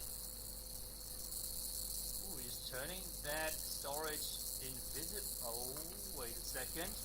Fingers keep going. He wanted to take down the expo, and he's... Okay, so what Strut has been doing in the past a couple of times is actually doing a kind of like the replacement of the Zap Titans. So instead, using the Warden Walk and some lightnings to take down Expos, what they do instead, they just charge the Expo and then recall the Queen, and with that, they're having less spells invested, but they can still have the same attack, which they're doing overall, because the Flame Fingers, they're going for the town and everything. So the plan overall, the approach is the exact same, but you have way more spells than with the Lightning spell, which is really cool to see this evolvement of the Zap Titans now getting turned into the Recall Titan strategy, which is quite nice, seeing players are adapting to the different setups of bases, what they're throwing at them, and take a look at that. That Flinger is already on the spell tower. Yeah, and he's moving his way in. The defensive Eagle got raged up. All these buildings here are raged up, doing so much damage as the Warden ability was protecting his Electro Titans. The Flame Flinger, is somehow out of range of that Tesla, luckily, so he can try to secure that, and then that Town Hall. Wow. Ooh, the Queen keeps jumping forward with her ability, taking out the Scatter, and even the defending Royal Champion, which is massive. But take a look at that, the Flinger opened, there was a giant bomb, he's not getting the Town Hall, and the Royal Champion already deployed. The Fire Spirit, is it enough? Fire Spirits are damaging that tunnel. The tunnel can go down to the Fire Spirits. Hang on, he sent a few... What did he send? He sent a couple goblins. Okay, that won't do anything. Come on, Fire Spirits. Are you enough, or are you gonna wear off? Come on, Fire Spirits, you can do it! Keep going, Fire Spirits, slowly ticking. No way. What? Look at the Fire Spirits, it's not it. Wait, it's gone. No, Zero hit point. Come on, Diggy, do something. Go get it. Come on. You've got to... Don't you dare tell me there's going to be a 99% 1 star if he gets that Expo. Are you serious? What? No, Diggy, just keep going. Keep going. It's No 6 way. seconds. It stuns the Expo. The Electro Tank just The walked Titan near Aura. it. What? No, No. the Eagle. What? Oh, there was 3 more buildings. Okay. Alright, well, it wasn't going to be a 3-star because of the Arch Tower and everything to the far right side, but it's a 1-star. I was going to say about, remember I asked you at the beginning about who you're most, looking forward to see or, spotlight? We jumped into the attack before I could say who, and I was going to say Mask. The reason why I was going to say Mask was because in the previous years, it was his performance, his attack, that really set the tone for Strut. And unfortunately here, it is the 1-star, and we have the 94%, and that's going to hurt. You can't be putting up 1-stars at these types of stages, but as long as they triple out, anything, they're not out of it, right? But it's going to be very difficult to put up a victory against a team like EP Exploits with a 1-star. We'll have to see. Remember, if I'm correct, I think Strat actually qualified in their last match to make it to this playoff stage. They actually qualified with a 1-star as well. So if there's a team turning things around, it might be Strat, okay? So you should never really count them out. But now, they need a defense. They need a really solid defense, but take a look at that. Kingsman is saying, well, Tryhard just got that 3-star with his Queen Charge Hog Rider attack.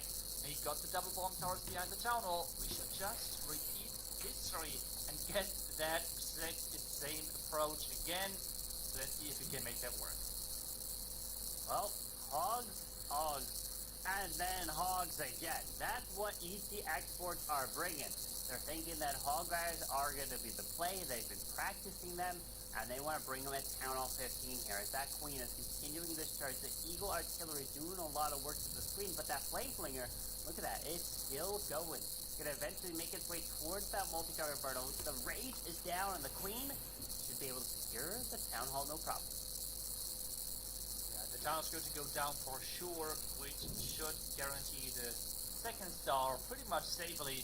And now we have the hogs getting unleashed, but the queen so far is not onto the bomb towers just yet. So maybe it was too early, who knows? But the hogs are in, and the Flame Flinger is going to open really soon as well, probably unleashing even more. Oh my, there are spring traps, Carbon, and there are many so many hogs are learning. Oh wait. Oh. Springs after springs after springs, but notice the queen, she was able to charge her way into bomb tower number 1 and bomb tower number 2, but this time Kingsman unfortunately found the spring traps, not like Tryhard, so that's why all those hogs are gone. But does he have enough to continue this push through? That Raw Champion is taking out the defensive range tower, that's going down. The Yeti's clearing some stuff up top with the Rockaloon up there, but that multi-car Inferno, it's doing a lot of work now. Oh, yes, the Rage just goes down, so it doesn't rage up to the multi. That is for sure a really important thing, but I feel like with how the queen is stepping, she's going to avoid a couple of defense, so I'm not sure if she can actually do that. And take a look at that, we have the healers staying on the Warden. The healers have to switch to that. Wait, what is that? That Warden is going into melee mode, but you have a really long range. What are you doing? And instead, we have now the queen on her own. He's going to get a lot of percentage, but 3 stars, it's not going to happen on this one. No, it's gonna fall short. The queen's gonna go down, and only the 95% 2-stars. So that means Strut is definitely still in this one. You take a look at the score at the bottom of your screen, and we're seeing 3 stars apiece from both sides, or 3 attacks apiece from both sides, and it's only a 1-star lead. So that is definitely something that Strut can make a comeback for. They just do need the stars to get 3 stars, but percentage is on Strut's side because what Math came in with was a very high percentage, like abnormally high percentage 1-star. Typically when you get a 1-star, it's not near the high 90%, or it could be in the 90s. So there's unfortunate for Math, but that does give them the advantage there. So as they turn it around, they get a 3-star, EC Exports. If they don't get a 3-star, they then can take the lead on the percentage side of the game, as Darkstar is looking to do it with the Blizzard Lalo. Oh, that Blink gets pushed back just a bit. Is he going to get where he wants to go towards? There's the Rage happening. Another invisibility spell is getting used. Nicely timed right there, which means the Rage Tower is gone, the Eagle is gone, and that Monolith... no, wait, the Monolith not, but the Inferno Tower. But wait a second, no, the Rage Tower survived. Yeah, definitely want to take that Rage down. Oh, the Headhunter, though, is locking on the Queen. That's unfortunate. So the Poison needs to help secure the Headhunter, but he's taking out the Hound, which means this Queen's health is going to go down a lot, especially once this Hound pops. We need to distract these lava puffs so the Queen doesn't lose too much health. Yeah, that was actually not too bad. He invested a couple of minions, which means at this point he has only 5 left, which is, that might be a time problem. Now we're going to use the King to actually tank for this Queen. The King is walking around, but the scatter is locking onto that queen. No spring traps just yet against the giant, which means it can take a little more hits. There's the invisibility spell to tank for the queen, or more like redirecting of the damage of the queen. And that's all about how much value he can get with that. And remember, there's going to be a raged up multi-inferno tower in the core of this base, which he hoped for that it would have went down by now already.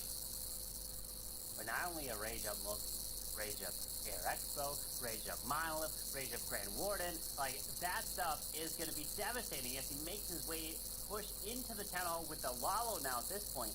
Just built the queen ability, he's continuing to push through. There's the freeze onto the rage and the multi as he pushes his way into the town hall. But as he pops the warden ability, he protects not only Blue's going to the town hall, he protects the lava hound that cuts all the way across his face here.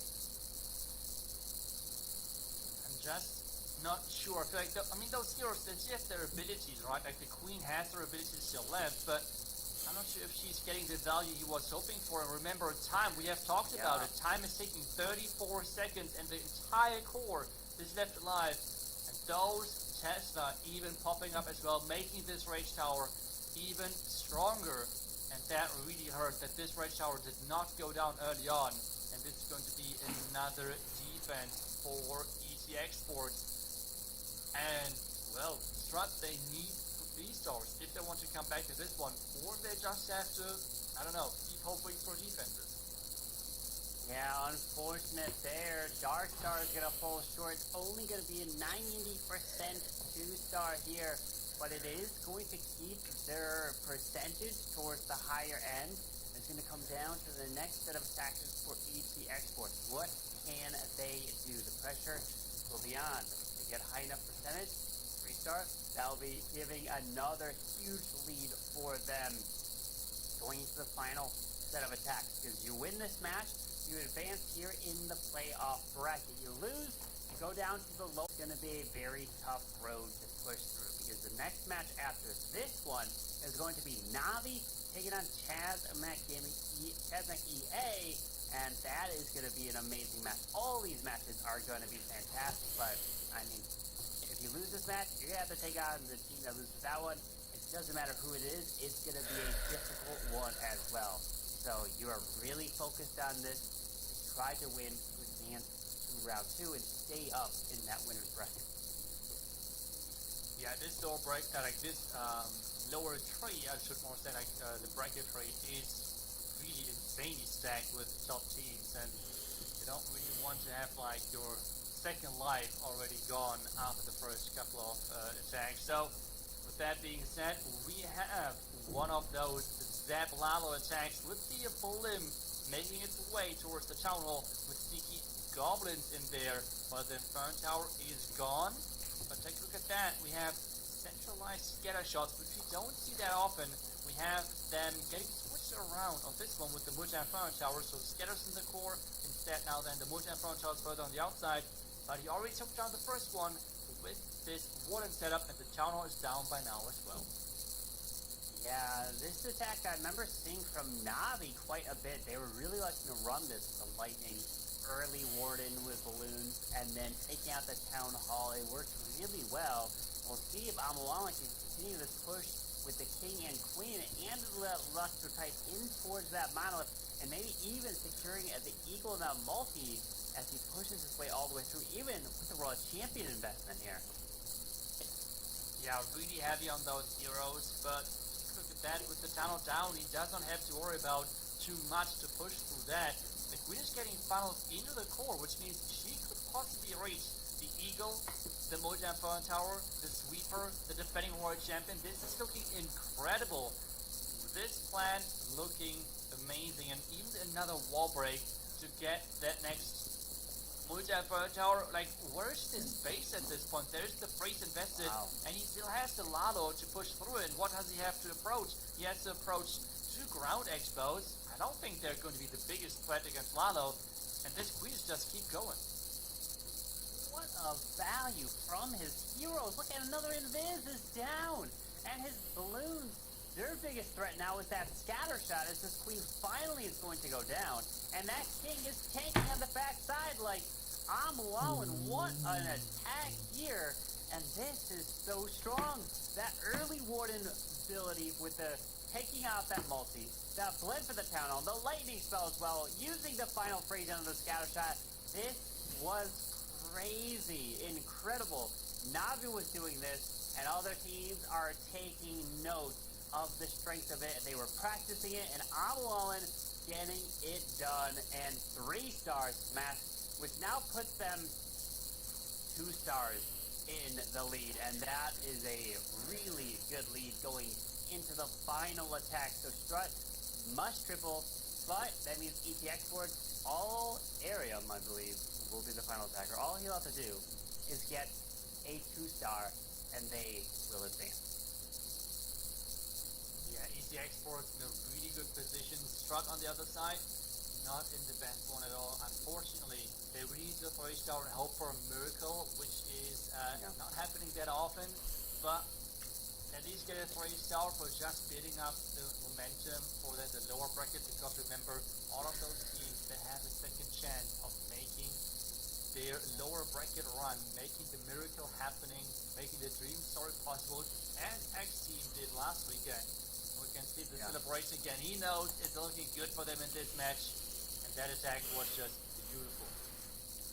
Yeah, beautiful indeed. You love to see them smiling right there. Remember, it's on. You always have to be thinking about that next match. There's plenty more to go today and tomorrow as well. But 2 teams will be going home here today, as now Rico Torres is in, and he must triple. There's no other choice if they want to have a chance, as that Flame Flinger is in, and we're seeing the Queen Charge Lalo. You know, I don't remember the last time I've seen a Queen Charge Lalo from Rico Torres. It's been so long. Rico Torres is a Queen Charge Lalo master, as he's looking to push this Queen in towards. Wait a, look at that eagle. What Shadow Faces? That eagle is just all the. Okay, that. I have to like take a second look at this. That was very interesting with walls around. Okay. It's like, okay, a king won't get this one. Like, this is just. We won't allow that a hero dive king is not going to get it. Or at least he has to invest in wall break, okay?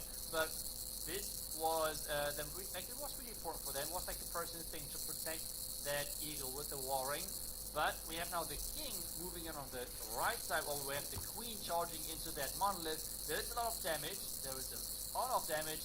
Otherwise, the queen is not having too many threats on her, while the flame finger is having amazing value with taking down the scatter shot. And now the king taking down the defending queen. But skipping for now the second scatter, but that queen, I was already looking at the army bar. Another wall break for the town hall, that would have been crazy. Yeah, that would have been wild to try to get that queen to charge all the way in. That Miles is going to go down. That triple ice golem was trying to slow this up and have the Miles take out the queen, but no traps here as well. Like, you would have thought maybe there would have been a bunch of traps to bait a charge through here, but nothing that we can see of. Queen keeping the healers alive. The RC ability, I believe, ended up going off as King came back alive, and here's now that Lalo straight into the multi. Wait, I forgot. He has the best wall breaker in the game. He has the queen. Oh, the queen. Going through the wall. But there's the train trap. That train trap keeping those students.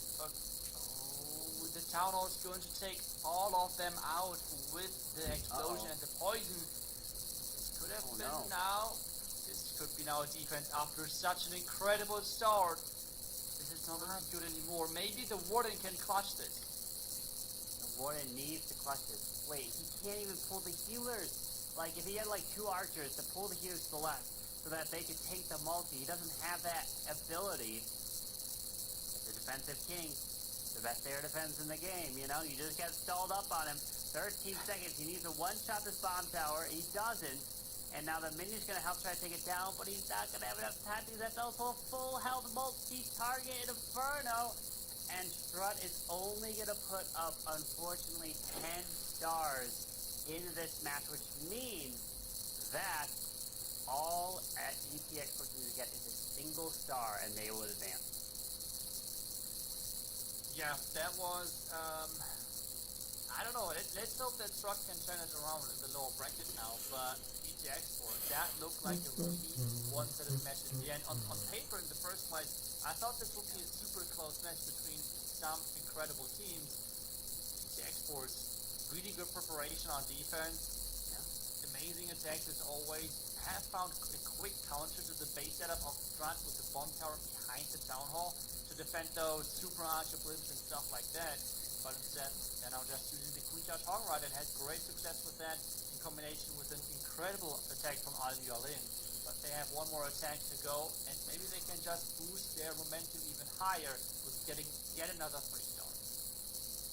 They'll look to try to put another 3-star indeed to keep up the 3-star count, as it is the Mass Inferno Dragons. 10 of them here with the lightning spells. What does he want to go? We got the multi, some sweepers, builder huts, everything near, kind of behind the town hall. If he wants to use rocket loons to try to go in and secure an air defense, as the tassel does pop up, as he has no more rocket loons. Okay, so the air defense does actually stay up here and not going to go down. Yeah, and that's not the first time that we have seen now Tesla getting used as bait to defend those corner air defenses. And it has worked yet again. And let's see how big of an impact it's going to be. The last time it was not having the highest impact because it was a 3-star. And now we have the Inferno Dragon with an early blimp, warden ability, getting... Wait a second. Oh. He did not use the... Okay. What? And there are no black mines whatsoever. Oh my... Wow. Okay, that was... Lucked out. I mean... that could have been really bad. Well, I mean, he was able to use the water ability for later, which is actually better to protect these Inferno Dragons so they can move deeper into the base, technically.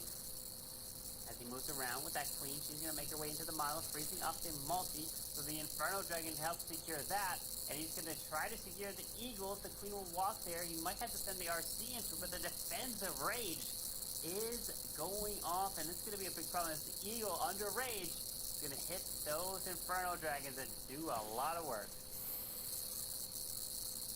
Yeah, those Eagle shots really hurt, but he already made it work. He got the first, he got the second star, so the win is safe for them.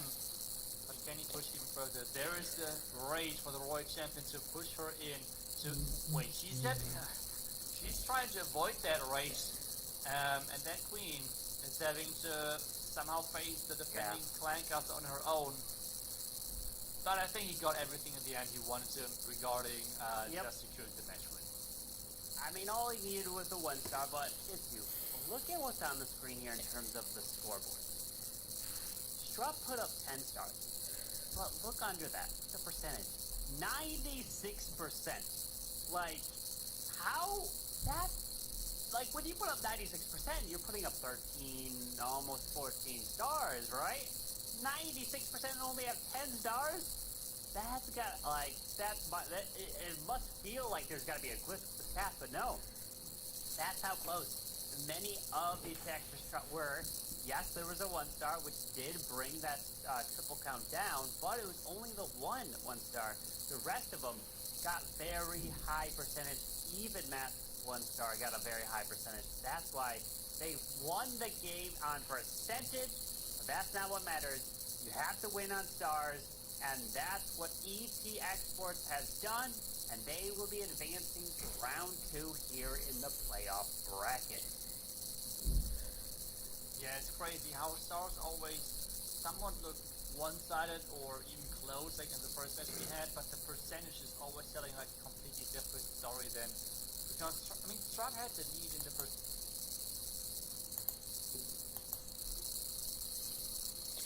Ну что, оставим их. Трансляция и схватки будет продолжаться, пока не определится победитель этой части турнира сетки. А я завершу свой стрим. Завтра тоже не будут, тоже будут сражаться подобные кланы. У меня же будет другая цель.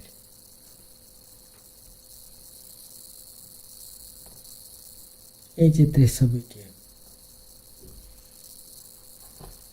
Ну что, посмотрели на свои атаки на КВ, посмотрели на тех, кого можно брать себе в пример и к игре и к какой игре стоит стремиться. Порассуждали о том, как может помочь. Порассуждали о том, что же может дать ЛВК и почему стоит подниматься выше по лигам. А главное, что это возможно. Надо только прокачиваться и стать сильнее. Мы так и делаем. А завтра будет другой стрим. До встречи в 3 часа по Москве.